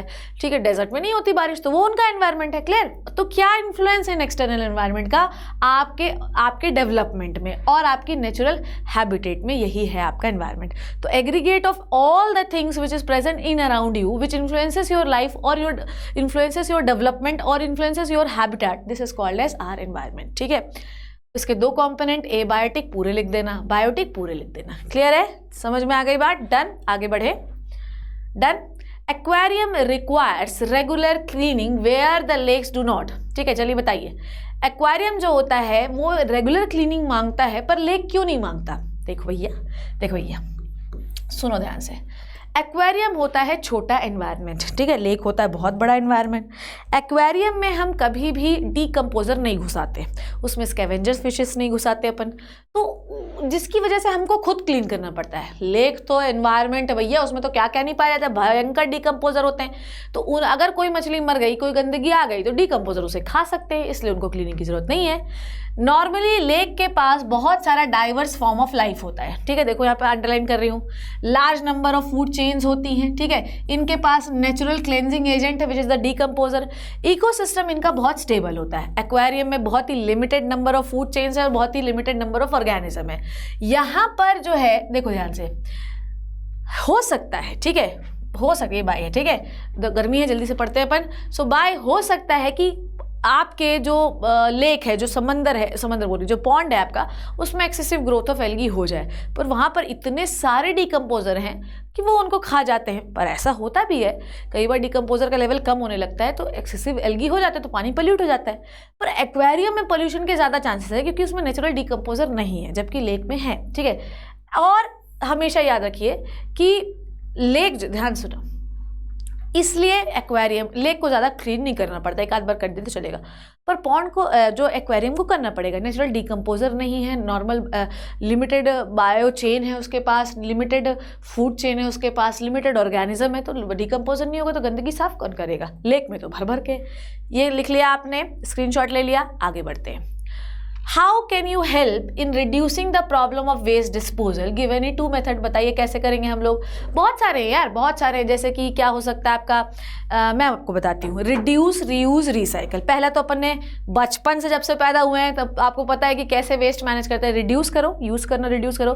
भाई मार्केट जाओ तो अपना झोला साथ लेके जाओ, ठीक है, कैंड वाटर बॉटल लेके जाओ, पानी की बोतलें मत खरीदो, ठीक है। उसके बाद रीयूज़ कर लो, ठीक है, आप उसी, अगर आप पॉलीथीन ले रहे हो तो बार बार रीयूज़ करो। रिसाइकलिंग में जो कचरा फेंकने आए तो रिसाइकल बिन में फेंको उसको। Reduce, reuse, recycle. लैंडफिल जो है ये बहुत ज़्यादा इंपॉर्टेंट है। आपके हर शहर में, ध्यान से सुनना, हर शहर में एक एरिया ऐसा होता है जहाँ पे सारा कचरा डिस्पोज किया जाता है लल्ला, ठीक है। हर शहर में, एक ही शहर में नहीं, हर शहर में ऐसी कुछ जगह होती हैं जहाँ पर पूरा कचरा डिस्पोज किया जाता है, वहाँ उसे कहते हैं लैंडफिल। इधर उधर मत फेंको। आप अपने कचरे, गाड़ी वाला आया घर से कचरा निकाल, उनके कचरे गाड़ी में अपना कचरा है डाल, वो जाके डाल आएंगे लैंडफिल में और आपको फीलिंग बहुत अच्छी आएगी मेरे लाल। क्लियर है, समझ में आ गई बात? तो ये बात आप याद रखना, ठीक है, डन है। तो लैंडफिल करने से आपकी गंदगी नहीं होगी। आप कचरे वाले को दो ना, इधर तो क्यों फेंकते चल रहे हो, ठीक। उसके बाद आप क्या कर सकते हो, आप करो, उसके बाद आप क्या कर सकते हो, मान लो अगर कोई बायोडिग्रेडेबल वेस्ट है, भैया उसकी ऑर्गेनिक कंपोस्टिंग करवा सकते हैं आप सॉइल फर्टिलिटी के लिए, ठीक है। तो आप हमेशा बायोडिग्रेडेबल, नॉन बायोडिग्रेडेबल वेस्ट को अलग भेजिए, ठीक है। ऑर्गेनिक वेस्ट को कंपोस्टिंग पिट में डालिए, उसको कंपोस्ट करवाइए, उसे फर्टिलाइजर बनवाइए। Reduce, reuse, recycle, landfill. Incineration भी एक चीज़ होती है। इंसिनरेशन क्या होता है, आप जला दीजिए, आप उनको इंसिनरेशन के लिए भेज दीजिए, पूरा जला के आग लगा देंगे, ठीक है। इंसिनरेशन भी हो सकता है, ठीक। ये सारे तरीके, इंसिनरेशन हो गया, लैंडफिल हो गया, रिड्यूस, रीयूज, रिसाइकल हो गया, अलग अलग फेंकिए। और उसके बाद क्या हो गया आपका, लैंडफिल तो बता दिया, और उसके बाद कंपोस्टिंग बनवाइए, ठीक है। तो ये तरीके हैं आपके वेस्ट को मैनेज करने के, ठीक है। ये तो करवा दिया था ना, वो क्या होगा अगर एक ट्रॉफिक लेवल के सारे लोग मार दिए जाए, ये तो मैंने करवा दिया था, ठीक। चलो अगला क्वेश्चन देखते हैं। Give the 10% law. ये ऑलरेडी हम डिस्कस कर चुके हैं, पर एक बार थोड़ा सा आप पढ़ लेंगे तो ज़्यादा सही रहेगा। चलो, तो ये आप देखो, शॉर्ट आंसर क्वेश्चन भी बेटा जी 2 प्रकार से आ सकते हैं। शॉर्ट आंसर क्वेश्चन 2 नंबर में भी आ सकता है और शॉर्ट आंसर क्वेश्चन 3 नंबर में भी आ सकता है। अब चॉइस तुम्हारी है कि शॉर्ट आंसर, चॉइस क्या, तुम्हें तो करना ही पड़ेगा, ठीक है, तुम्हारे पास कोई चॉइस थोड़ी, कहा गया यार। चलो, so only 10% of energy, listen to me very carefully, ठीक है। हमेशा 10% लॉ का मतलब होता है कि 10% energy is available to the next trophic level, this is the 10% law. For example, अगर 1000 joule light energy emitted by the sun, ठीक है, अगर 1000 जूल सन निकाल रहा है तो फर्स्ट ट्रॉफिक लेवल में सिर्फ 10 जूल मिलेगी इसकी, ठीक है, 1% मिलता है। क्लियर है, समझ में आ गई बात, ठीक। तो first trophic level has 10 joule of energy. Now according to the 10% law, हमेशा 10% law is not going to operate in the plants के बाद जितने ट्रॉफिक लेवल होंगे उनमें 10% लॉ अप्लाई होता है। तो सन से आप सिर्फ 1% लोगे, एक जो है आपका 10,000 जूल है तो उसका 10 जूल मिला किसको भैया जी, किसको मिला, 1000 का 10% हुआ 100, 1% हुआ 10, तो 10 जूल मिला प्लांट को। अब 10 जूल का मिलेगा 10% हर्बीवोर को, कितना मिला, 1 जूल, 9 जूल लॉस हो गया। अब उसके बाद 1 जूल का 10% मिलेगा कार्निवोर को, 10% करते जाओगे, 90% लॉस करते जाओगे। क्लियर है, ओके। तो 10% ऑफ 10 जूल एनर्जी कितना हुआ, 1 जूल, ये किसको मिला, ये मिला हर्बीवोर को, ठीक है, नेक्स्ट ट्रॉफिक लेवल। फिर हर्बीवोर ने 9 जूल को लॉस किया, 1 जूल एनर्जी मिली, हर्बीवोर को किसी कार्निवोर ने खा लिया तो उसका 10% कार्निवोर पे गया, मतलब कितना, 0.1 जूल। क्लियर है, तो ये याद रखना कि सनलाइट जो प्लांट पे गिर रही है उससे सिर्फ प्लांट जो होता है 1% लेता है उसका। अब जो ट्रॉफिक जो आपका 10% लॉ है वो प्लांट के बाद ऑपरेट होता है, सन से आप सिर्फ 1% लेता है प्लांट। फिर उसके बाद सन जो प्लांट को किसी हर्बीवोर ने खा लिया तो उसका 10% जो है वो आपका हर्बीवोर लेगा, 90% लॉस करेगा। क्लियर है, this is the 10% law. Clear. Energy transfer is said to be unidirectional, वैसे the biochemical transfer is said to be cyclic. क्यों, एनर्जी जो ट्रांसफर होता है वो हमेशा यूनिसाइक्लिक क्यों होता है, जबकि कोई भी हम बायोकेमिकल पाथवे, आपने देखा क्रैप साइकिल के बारे में सुना होगा, बहुत सारे साइकिल्स के बारे में सुना होगा, वो साइक्लिक चलते हैं। ऐसा क्यों, एनर्जी ट्रांसफर हमेशा यूनिडायरेक्शनल इसलिए होता है क्योंकि energy is absorb by the autotrophs from the sun, ठीक है। अब उल्टा कभी नहीं हो सकता। एनर्जी ट्रांसफर, ये मैंने आप लोगों को जब पढ़ाया था तब भी मैंने ये बताया था कि एनर्जी जो ट्रांसफर होता है वो हमेशा यूनिडायरेक्शनल ही होता है, कभी भी ये उल्टा नहीं हो सकता। आप हमेशा हर्बीवोर जो है हर्ब्स ही खाएगा, हर्ब्स हर्बीवोर को नहीं खा जाएगी। मतलब शिप्रा मैम पेड़ खाएगा, कभी देखा शिप्रा मैम को पेड़ ही खा जाए? तो ये नहीं हो सकता बेटा, ठीक। तो ये कभी भी उल्टा नहीं हो सकता। और consumer eat up by the producer, ठीक है। तो ये देखो, and when consumer eat up the producer, ठीक है, जब कंज्यूमर प्रोड्यूसर को खा लेता है, पेड़ पौधे खा लेता है, तो डायरेक्टली इनडायरेक्टली जो होता है इस प्रोसेस में जो होती है वो ट्रांसफर जो है कंज्यूमर को मिल जाती है, रिवर्स नहीं हो सकती। प्रोड्यूसर वापस दे देते, मेरी एनर्जी देते, तू बाहर में जा, ऐसा कभी नहीं हो सकता कि बाल नोच नोच के एनर्जी वापस ले रहा है, ठीक है। तो इसलिए फूड चेन हमेशा सीधी चलती है, क्योंकि रिवर्सल नहीं हो सकता, उल्टी नहीं आ सकती, ठीक है। बायोजियोकेमिकल साइकिल में ऐसा होता है कि केमिकल एलिमेंट एनवायरमेंट में मूव कर जाते हैं, वापस उसी साइकिल में आ जाते हैं। तो ये जो प्रोसेस होता है ये रिसाइकल होता रहता है। तुम बाहर जाओगे फिर तुमको वापस से ले लिया जाएगा। यहाँ ऐसा नहीं होता, एक बार प्लांट को हर्बीवोर ने खा लिया तो हर्बीवोर प्लांट को खाता है, पर प्लांट हर्बीवोर को नहीं खा सकता। साइकिल्स में जो bio glucose cycle, carbon cycle, ये साइकिल आपने देखा कि जब इंसान मर जाता है तो कार्बन लॉस हो जाता है, वही कार्बन जो है कार्बन डाइऑक्साइड बन के वापस आपके जो एनवायरमेंट में आ जाता है। तो ये होता है, साइकिल होता रहता है, पर यहाँ उल्टा नहीं हो सकता, कोई किसी को उल्टा नहीं खा सकता, क्लियर है। तो डियर को हमेशा जो है वो शेर ही खाएगा, शेर नहीं खाता डियर फिरेगा, okay. Now what is the significance of food chain, क्या बताता है हमको फूड चेन? आइए फटाफट से इस पूरे मोस्ट इंपॉर्टेंट सेशन में, मोस्ट इंपॉर्टेंट क्वेश्चन सेशन में मैंने हर एक पॉइंट को कवर किया, हर एक प्रकार के क्वेश्चन को हमने कवर किया। चलिए देखते हैं क्या सिग्निफिकेंस है फूड चेन का, ये देखते हैं। फूड चेन पढ़ने से हमको ये पता चलता है कि एनर्जी जो हो रही है वो एक जगह से, एक ट्रॉफिक लेवल से दूसरे ट्रॉफिक लेवल, एक ऑर्गेनिज्म से दूसरे ऑर्गेनिज्म में इन the form of food transfer हो रही है, ठीक है। और ये क्लियर हुआ पहला पॉइंट। तो फूड चेन से हमको ये पता चलता है कि एक ऑर्गेनिज्म से दूसरे ऑर्गेनिज्म में फूड जो है मतलब एनर्जी ट्रांसफर हो रही है, ठीक है। फूड चेन से हमको ये पता चलता है कि कौन सा ऑर्गेनिज्म किसके ऊपर डिपेंडेंट है। फिर उसके बाद इससे हमें फ्लो ऑफ एनर्जी पता चलती है, ठीक है। तो हमें क्या पता चलता है? ट्रांसमिशन हो रहा है कौन से ऑर्गेनिज्म से कौन से ऑर्गेनिज्म में एनर्जी जा रही है। इससे हमको ये पता चलता है कौन किसके ऊपर डिपेंडेंट है। इससे हमको ये पता चलता है कि फ्लो ऑफ एनर्जी कितनी है, कैसी है, क्लियर है। तो ये होता है आपका सिग्निफिकेंस ऑफ फूड चेन, ठीक है। तो ये क्यों यूज की जाती है? क्योंकि ट्रांसमिशन करना है एक जगह से दूसरी जगह, इससे पता चलता है कैसा ट्रांसमिशन हो रहा है, फ्लो ऑफ एनर्जी पता चलती है, और हमको ये पता चलता है कौन किसको खा रहा है, कौन किस पे डिपेंडेंट है, ठीक है। Explain why a food chain contain only few steps है, ओनली वेरी इंपॉर्टेंट क्वेश्चन। आपको ये एक्सप्लेन करना है कि फूड चेन में कुछ ही स्टेप्स क्यों होते हैं, हैविंग 5 स्टेप्स के ज्यादा क्यों नहीं हो सकता, बताया क्योंकि एनर्जी नहीं बचती। Because according to the 10% law सिर्फ 10% ही नेक्स्ट ट्रॉफिक लेवल को जो है अवेलेबल होती है, ठीक है। अगर फूड चेन 6 या उससे ज़्यादा होगी तो लास्ट वाले, अगर मान लो इसके आगे भी कोई एक्स होता तो लास्ट वाले को ज़्यादा सफिशिएंट एनर्जी नहीं मिल पाती सर्वाइवल के लिए, इसलिए कोई भी फूड चेन 5 से 6 जो है लेवल से ज़्यादा नहीं हो सकती, क्लियर है। आप इसको देखते जाना। According to the 10% law the 10% energy get stored in the next level, 90% get lost into the environment. If we increase the food chain up to the 6th level, then there is no sufficient energy to the trophic level and the organism will die. तो इसलिए 5 से 6 ज़्यादा level के नहीं हो सकती। हर प्रकार का वेराइटी ऑफ क्वेश्चन शिप्रा माता की क्लास में मिलेगा, clear. What is the difference between the food chain and food web? चलिए ये आपके लॉन्ग आंसर में आ सकता है, शॉर्ट आंसर में आ सकता है, जैसे मन करे वैसे पढ़ो। हर प्रकार का क्वेश्चन शिप्रा मैम इस सेशन में लेके आइए। मतलब लॉन्ग में तो अभी फिर से बायोडिग्रेडेबल आएगा, पर food chain, food web, ecosystem, or environment, ये बे सब पूरा चैप्टर अगर आपने नहीं भी पढ़ा होगा तो इस पूरे इंपॉर्टेंट क्वेश्चन सीरीज में कंप्लीट हो जाएगा, ठीक है। फूड चेन क्या होता है? Food chain describe which organism in the environment Yeats another organism, ठीक है। कौन सा ऑर्गेनिज्म किसको खा रहा है, इससे ये पता चलता है। It is a series of transfer of matter and the energy from organism to organism in the form of food. Food chain is a chain in which one organism eaten up by the second one. It also shows the transfer of energy in the form of food, ठीक है। It is a sequence of event in an environment or ecosystem in which one organism eat another living organism and another larger organism eat that organism later, ठीक है। तो ये क्या है? ये environment का वो sequence होता है जिसमें एक living organism दूसरे को खा लेता है और दूसरा वाला तीसरे द्वारा खाया जाता है, ठीक है। So it is पर food chain is a part of food web, ये याद रखना। Now food web क्या होता है देखिए ध्यान से। food web मतलब mutually many food chain via which energy flows into the ecosystem. The food web is an interconnection of the various food web, ठीक है। food web नहीं, इंटरकनेक्शन ऑफ, देखो बहुत सारी फूड चेन को जब आप आपस में मिक्स कर देते हैं तो फूड वेब बनती है। फूड वेब बनाने का कारण ये है कि एनवायरनमेंट से अगर कोई ऑर्गेनिज्म हट भी गया तो इतना वेब बना है, तू नहीं तो कोई और सही साथी, कोई और नहीं तो कोई और सही साथी। तो बेसिकली हम बैलेंस करने के लिए कि अगर ऑर्गेनिक एनवायरनमेंट में कोई ख़त्म भी हो जाए तो दूसरों को कोई फर्क ना पड़े।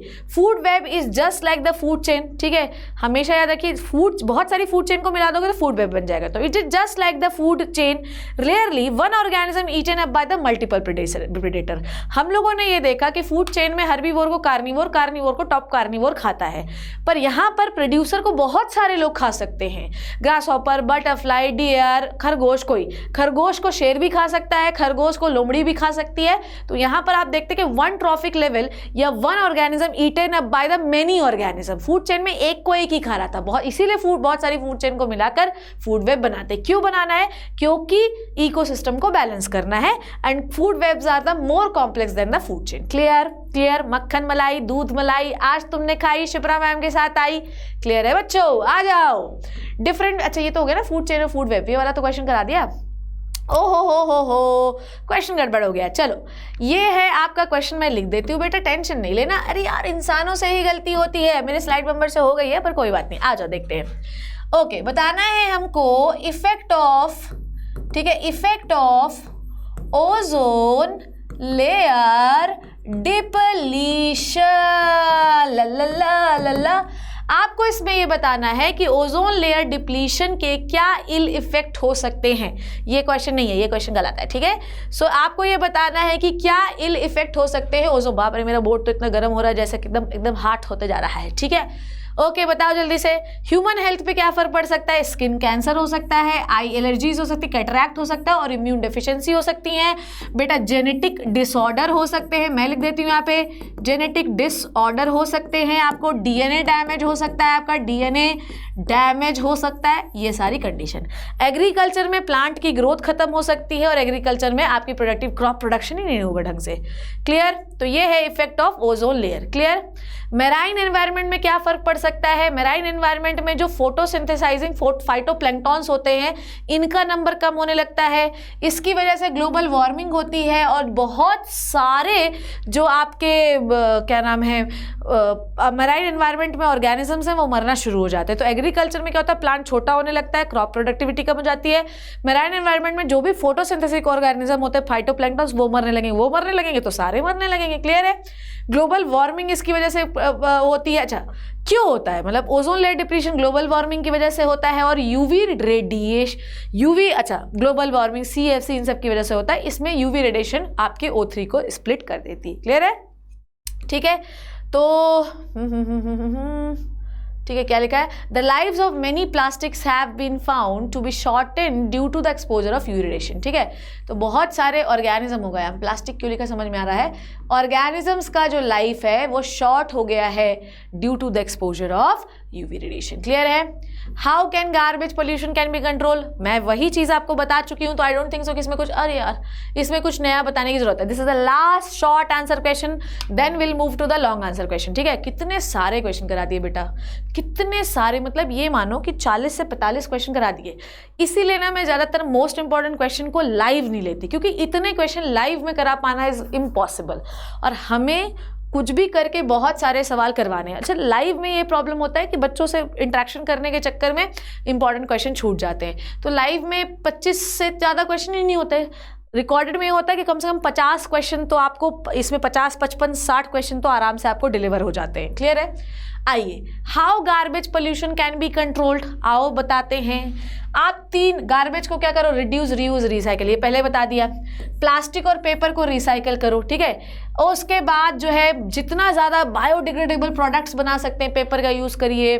ठीक है, और ठीक है, और जो पन्नियाँ भी आती हैं तो बायोडिग्रेडेबल पन्नियाँ यूज़ करिए। ठीक है, हमेशा ऑर्गेनिक वेस्ट से बायोगैस बनाइए। ठीक है, और हमेशा नॉन बायोडिग्रेडेबल को बायोडिग्रेडेबल से अलग करिए, कंपोस्ट बनाइए। ठीक है, तो इस तरीके से ये तो ऑलरेडी मैं आपको बता चुकी। लैंडफिल से आप, लैंडफिल नहीं लिखा आपने, लैंडफिल आप करिए। और क्या कर सकते हैं, अभी आपको मैंने बताया इंसिनरेशन। इंसिनरेशन का मतलब होता है बेटा, जला देंगे तुम्हें ये देखा तुमने हमें, इस तरीके से आप गार्बेज को मैनेज कर सकते हैं। क्लियर है? Now will move to the third and last part of the video which is a long answer question. चलो आ जाओ।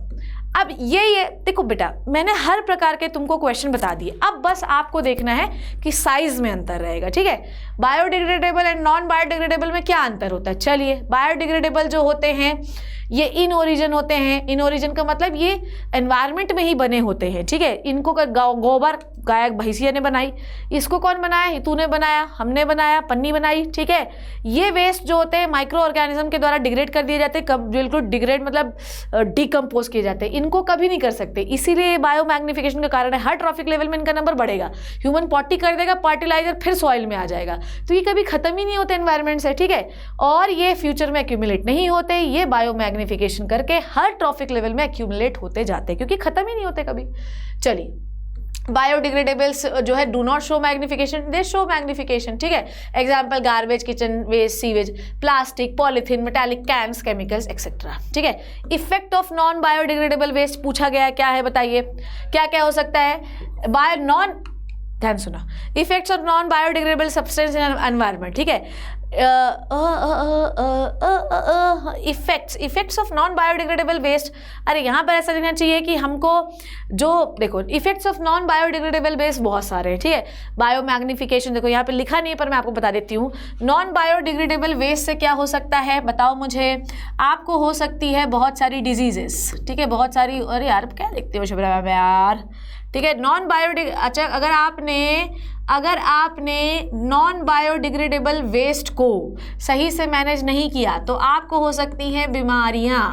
और क्या हो सकती हैं बच्चों? आपको हो सकती हैं बायो मैग्निफिकेशन। ठीक है, बायो मैग्निफिकेशन। ठीक है, तो इसके लिए हमको क्या यूज़ करना चाहिए?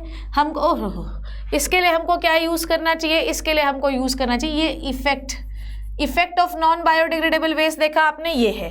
पर अगर मैं बात करूं कि नॉन बायोडिग्रेडेबल की जगह आपने बायोडिग्रेडेबल किया तो क्या होगा?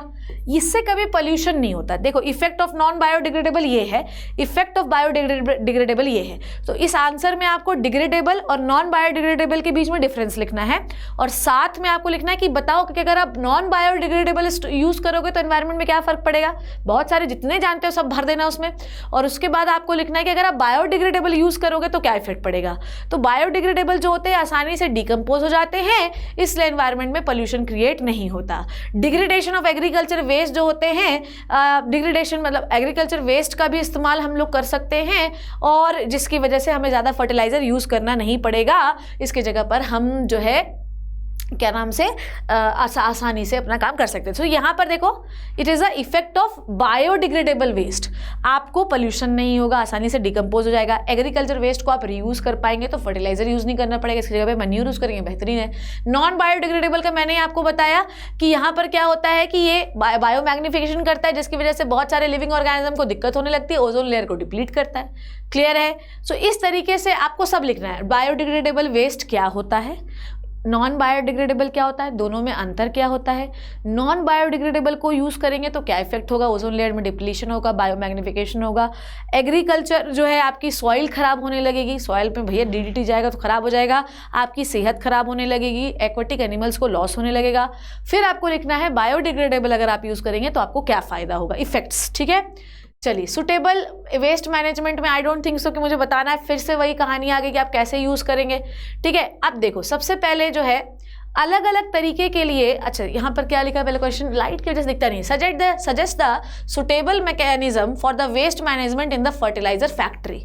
अगर कोई फर्टिलाइजर फैक्ट्री लगी हुई है बेटा जी, लल्ला जी नानो जी बन्ना जी, तो आप बताओ उसको कैसे मैनेज करेंगे। ठीक है, कैसे करेंगे? Effluent of harmful gases are the main waste which are produce in the fertiliser factory. ठीक है, फैक्ट्री में बहुत सारा जो धुआं निकलता है, जो गैसेस निकलती हैं वो खतरनाक होती हैं, और गैसेस पोल्यूटेंट के लिए जो कि इक्विपमेंट से निकलते हैं, ठीक है, are used which can be oxidized, ठीक है. The pollutant are exposed in high temperature in the process. Air pollutants such as gases, vapors and inflammable compounds are controlled through the use of absorption equipment. तो आपने देखा कि fertiliser industry में बहुत सारे air pollutants निकलते हैं in the process of oxidation, जो कि आपके एयर को ख़राब कर सकते हैं, इंसान की सेहत को, लंग्स को, फेफड़ा को ख़राब कर सकते हैं. ये कैसे निकलते हैं? In the form of vapours, in the form of धुआं. तो इसे हम यहाँ पर होता है एब्जॉर्प्शन इक्विपमेंट. चिमनियाँ बहुत ऊपर ऊपर लगाइए ताकि उधर ही लॉस हो जाए. साथ में कुछ एब्जॉर्प्शन इक्विपमेंट्स होते हैं जो इन गंदगी को एयर क्या कहते हैं पॉल्यूटेंट्स को एब्जॉर्ब कर लेते हैं. ठीक है. Absorption is a surface phenomena that needs a presence of large solid surface area. अगर आप इन पॉल्यूटेंट को एब्जॉर्ब करना चाहते हैं तो आपके पास एक बहुत अच्छा सा एब्जॉर्बर होना चाहिए सॉलिड सरफेस का, जो गैसों को एब्जॉर्ब कर सके. ठीक है. ओके. और इस प्रोसेस से आप आसानी से ओडोरिफेरस जो गंधाते हैं, एयर में खराब करते हैं, टॉक्सिक खतरनाक होते हैं, उनको आसानी से हटा सकते हैं. ठीक है. Okay. 3 option available for the controlling the effluents. तो ये हुआ एयर पोल्यूटेंट जो निकलते हैं. जो बाहर निकल रहा है इफ्लुएंट, मतलब बाहर निकल रहा है, उसको जो है हम, और जैसे एयर वाले को तो चिमनी लगा दो, एब्जॉर्बर लगा दो, पर अगर जो बाहर गंदा सॉलिड निकल रहा है उसको कैसे करेंगे? Control can be takes place at the end point of generation within the factory. Factory के अंदर एक जनरेशन होता है, वहां पर एक प्लांट लगा सकते हैं जिसके अंदर से वेस्ट निकलेगा, उसको ट्रीट करिए और फिर मेन वाटर बॉडी में मिलाइए. ठीक है. वेस्ट वाटर, देखो यही चीज मैं आपको बोल रही थी, हर प्लांट में, कोई भी प्लांट होता है वहां पर एक जगह ऐसी होती है लल्ला जहां पर कोई भी वेस्ट निकलता है ना, उसको ट्रीट किया जाता है. तो एक पॉइंट ऑफ जनरेशन पे आप एक जगह बना दो, वहां पे जाके कलेक्ट कर दो ताकि फैले नहीं वो. दूसरा आप क्या करो कि आप क्या करो, उसको पहले कहीं भी डिस्चार्ज करने, तालाब में, नदी में डिस्पोज करने से पहले ट्रीट करो. ठीक है. इसे सीवेज ट्रीटमेंट प्लांट कहते हैं. ठीक है. उसके बाद जब वो हो जाए, ध्यान सुनो, जब वो अच्छे से ट्रीट हो जाए उसके बाद ही उसको बाहर निकालो. तो कलेक्ट कर लो, ट्रीट कर लो, जब ट्रीट हो जाए तभी बाहर निकालो. तो अगर आपको फैक्ट्री से गैस निकालनी है, एब्जॉर्बर यूज़ करो, और अगर आपको इफ्लुएंट निकालना है तो ट्रीट करो, कलेक्ट करो और देन निकालो. जिस चीज़ को आप बिल्कुल भी नहीं निकाल सकते उसको गड्ढा खोदो और गाड़ दो. ये तरीके होते हैं किसी भी फैक्ट्री से टॉक्सिक चीज़ों को बाहर निकालने के लिए. ठीक है. डन. तो 2 question we have done. Third question देखते हैं. Name the waste which can generated in your house daily, give the major. How, आप कैसे डिस्पोज करते हो बताओ. हमारे पास आपकी मम्मियाँ कचरा संतरा छील रही है, नींबू छील रही है, तो वेजिटेबल फ्रूट पील्स. ठीक है. आपका खाना जो बचा हुआ है, टी लीव्स, चाय पत्ती, छोले का पानी, ये सब हो गया. बहुत छोले भटूरे खाने का मन करने लगा. देखो, मिल्क का pouches, polythene bags, empty cartons, plastic, metallic. ठीक है. Waste newspaper, paper bags, paper envelopes, packing paper, ये सब. डस्ट और अदर स्विंगिंग, झाड़ू माड़ू निकाल दिया. इसको अपन मैनेज कैसे कर सकते हैं? इतना वेस्ट निकलता है. मतलब जब ये क्वेश्चन लिखने के लिए आएगा तो सिर्फ अपनी मम्मी को ध्यान रखना कि वो कौन कौन सी चीज़ें वेस्ट करके फेंकती है. झाड़ू खराब हो गई, फेंक दो. कपड़ा खराब हो गया, फेंक दो. पेपर बैग खराब हो गया, फेंक दो. पन्नी फेंक दो, कचरा फेंक दो, टेबल फेंक दो, चेयर फेंक दो, एसी फेंक दो, इंसान ही फेंक दो. ये फेंक दिया, पर इसको ऐसे कैसे फेंक सकते हैं? अपन को मैनेज करना पड़ेगा ना. तो सबसे पहले आप अपनी कैटेगरी आपको पता है कि बाजार में अलग अलग प्रकार के जो है आपके बीन वो मिलते हैं, पन्नियाँ मिलती है.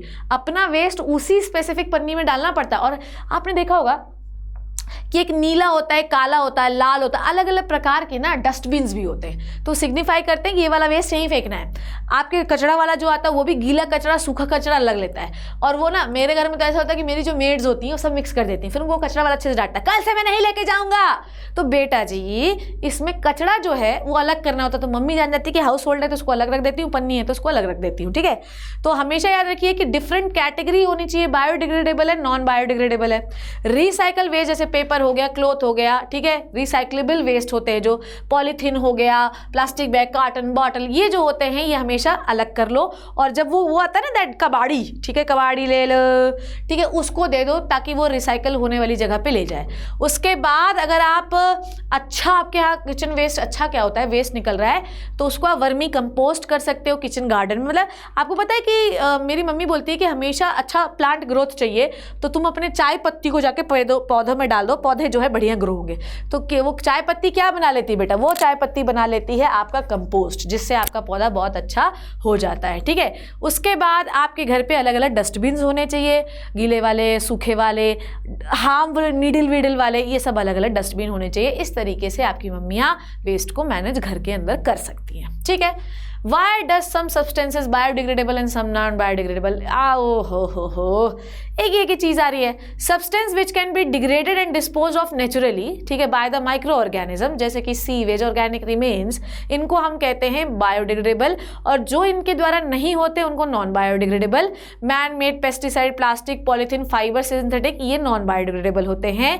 ठीक है, बायोडिग्रेडेबल जो होते हैं वो नेचुरली आपके एनवायरनमेंट में बनते हैं, और डीकम्पोजर उनसे खाना खाकर, कैसे खाना खाते हैं बताया, एंजाइम निकालता है, सिंपल करता है, एब्जॉर्ब कर लेता है, और फिर वापस से सॉइल मिला देता है ताकि सॉइल की फर्टिलिटी बढ़े। तो इनका यूज है आपकी सॉइल फर्टिलिटी बढ़ाने। द डिजाइंड, भगवान ने इनको बोला है कि भैया तुम्हारा जीवन जो है बायोडिग्रेडेबल वेस्ट जीवन में लोगों का अच्छा करने के लिए हुआ है, तो इसलिए डिजाइंड है। नॉन बायोडिग्रेडेबल को कोई भी डिग्रेड नहीं कर सकता, चाहे कोई एंजाइम हो, चाहे कोई इंसान हो, तो इनका डिजाइन लोगों का हार्म करने के लिए ही हुआ है। हैजार्ड होते हैं बहुत खतरनाक। ठीक है, चलिए, ozone layer, damage to the ozone layer is a concern, ये मैंने आपको पहले ही बता दिया था शायद। ठीक है, ओके, ओजोन लेयर जो होती है स्ट्रेटोस्फीयर में प्रेजेंट होती है। ठीक है, ये 8% जो है इक्वेटर पे थिन आउट हो चुकी है। ठीक है, अंटार्कटिका में आपका जो है होल जोन देख लिया गया है। ठीक है, और हर एवरी ईयर ये बढ़ता जा रहा है। ठीक है, ओजोन लेयर के बढ़ने की वजह से सन से जो यूवी रेडिएशन निकलती हैं वो अर्थ तक आने लगी हैं, करीब 15 से 20%। ठीक है, लॉन्ग आंसर में सब डिटेल देना पड़ेगा आपको। ठीक है, और उसके बाद इससे ह्यूमन बींग्स को बहुत सारे स्किन कैंसर, बताया गया था, skin cancer, cataract, genetic diseases, DNA damage हो सकता है। ठीक है, और हो सकता है आदमी अंधा हो जाए, प्री मैच्योर बेबी डिलीवरी हो जाए, स्टंटेड ग्रोथ हो जाए, एग्रीकल्चर में मराइन एनवायरनमेंट मरने लग जाए, ऑर्गेनिज्म, खेती किसानी में जो बौने पौधे हों, सॉइल फर्टिलिटी डिक्रीज हो जाए। ठीक है, फोटोसिंथेसिस डिक्रीज हो जाए, एनिमल की डेथ होने लगे, गर्भवती महिला का गर्भ नष्ट होने लगे। ये सब इफेक्ट हैं यूवी रेडिएशन के, अगर वो सन से बहुत ज़्यादा आने लगी तो।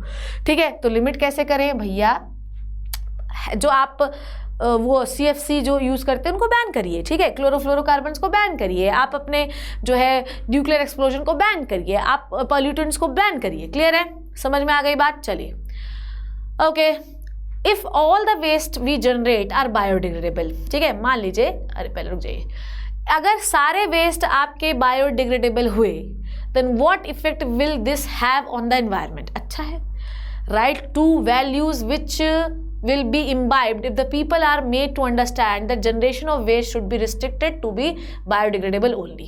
Biodegradable waste अगर आप यूज़ करने लगे, ठीक है, तो इसको आप कहीं भी फेंक देंगे ना तो कोई प्रॉब्लम नहीं होगी, क्योंकि ये डिकम्पोज हो जाता है। ठीक है, और ये आपने बनाया नहीं है तो आप ये आसानी से नेचुरल एनवायरनमेंट में ही बनता है और सॉइल में मिलकर सॉइल की फर्टिलिटी बढ़ाता है, तो आपको अच्छा खाना पीना भी मिलेगा। ठीक है, इसकी वैल्यूज़ क्या है, कोई पोल्यूशन नहीं होगी, कोई बीमारी नहीं होगी, और हमेशा सॉइल फर्टाइल रहेगी, पानी साफ रहेगा, आपके बायोमैग्निफिकेशन नहीं होगा, तो तुम्हें भी कोई बीमारियां नहीं होंगी। क्लियर है, ओके। ना ना ना ना ना योर मदर, ठीक है, आजा बेटा, बस लॉन्ग आंसर खत्म होने वाला है, फटाफट से।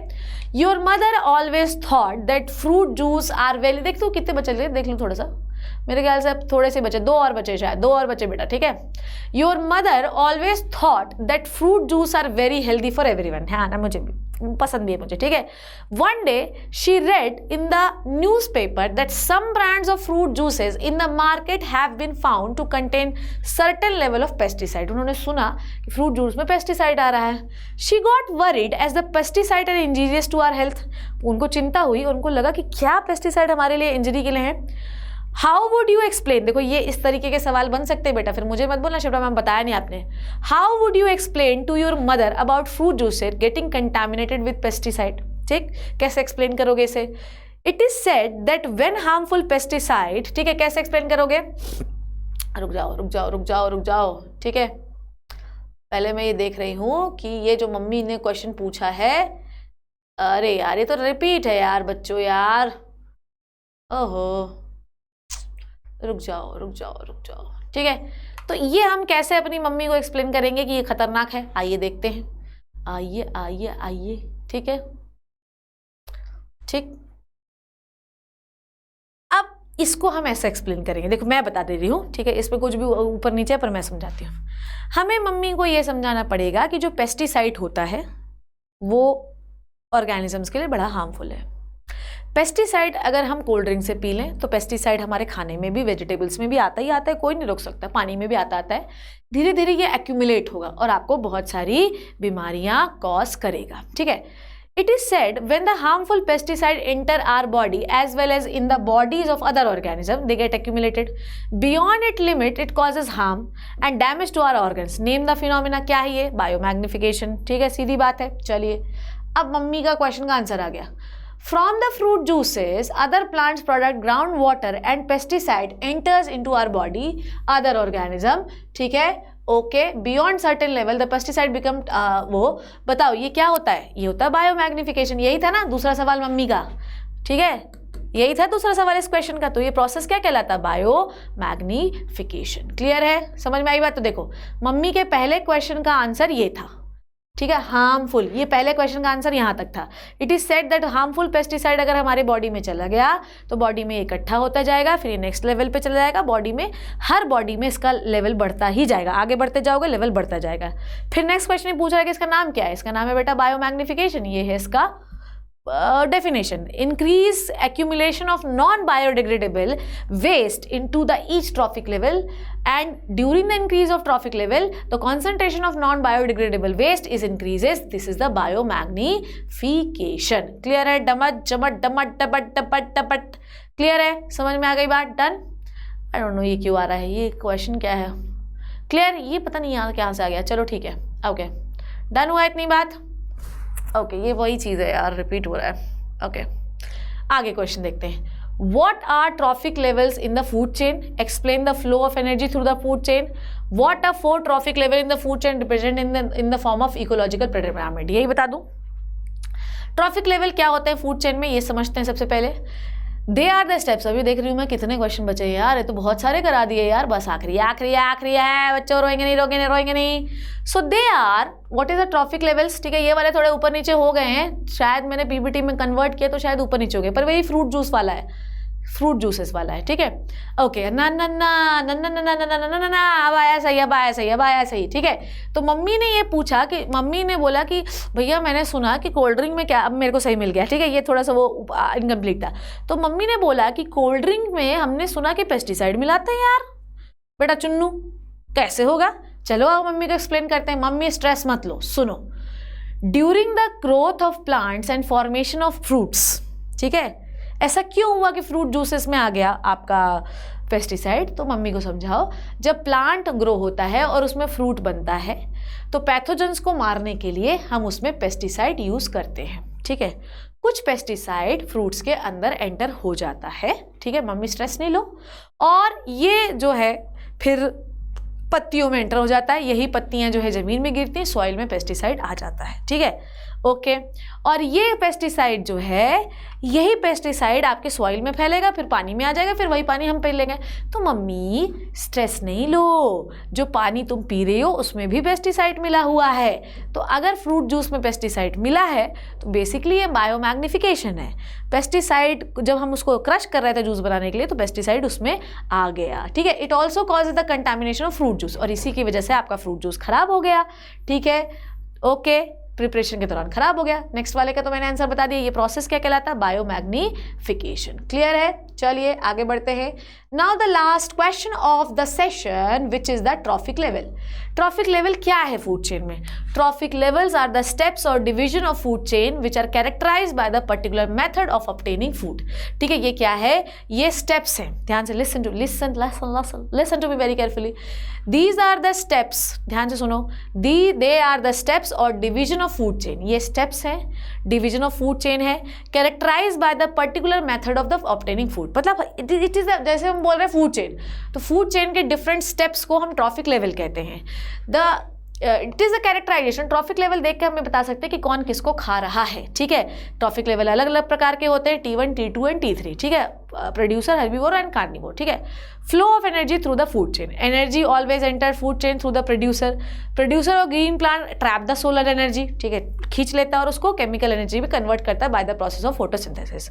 उसके बाद यही एनर्जी हर्बीवोर खा लेता है, ठीक है।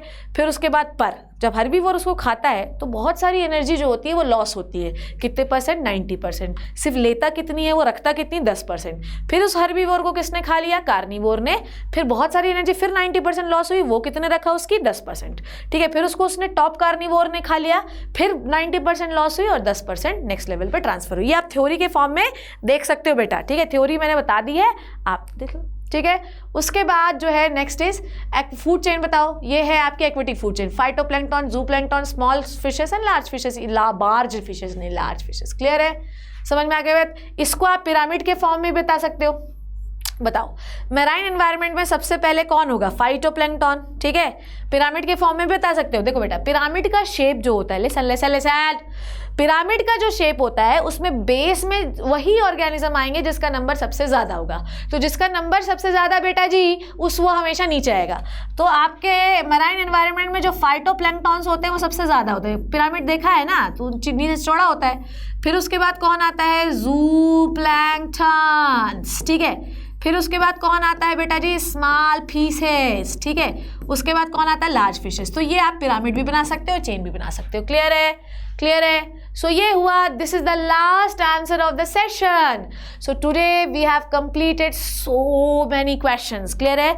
आज के सेशन में हमने बहुत सारे क्वेश्चंस को सॉल्व किया, मतलब ये मान लो कि 50 से तो ऊपर ही थे, ठीक है। इसके अलावा कुछ और नहीं आएगा। मतलब इसमें तुमने food chain, food web, food pyramid, bio garbage management, degradable, non biodegradable, bio magnification के कितने क्वेश्चन सॉल्व किया। अब मेरा खून चूस लो यहाँ लग के, और क्या बताऊँ।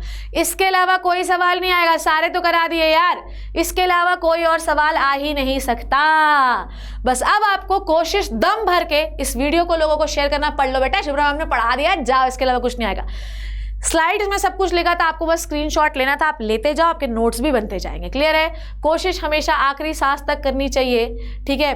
कोशिश करनी चाहिए, या तो लक्ष्य हासिल होगा या तो अनुभव। तो कभी भी कोई चीज़ वेस्ट नहीं जाती। लोग कहते हैं पढ़ लिया आया ही नहीं, कभी वेस्ट नहीं जाएगा, कभी ना कभी काम आएगा। I hope you learn and enjoy this session बच्चों। मिलूंगी किसी अमेजिंग, अभी हाउ डू ऑर्गेनिज्म रिप्रोड्यूस का मोस्ट इंपॉर्टेंट क्वेश्चन बचा है। आज के सेशन में हमने हर पॉसिबल क्वेश्चन कर लिए हैं, इसके अलावा कुछ और नहीं आएगा। लिखना कैसे है वो मैंने आपका वीडियो बना दिया, नोट्स कैसे दिए मैंने वो भी आप स्क्रीनशॉट ले सकते हो। तो इस सेशन में हमने कंप्लीट आर एनवायरनमेंट का पैकेज खत्म किया। पॉकेट रिवीजन है वो आपको समय के थोड़ा सा पास आ जाए एग्जाम तब मिलेगा। I hope you learn and enjoy this session मेरे प्यारे बच्चों। मिलूंगी किसी नेक्स्ट अमेजिंग सेशन में, तब तक thank you so much and bye bye.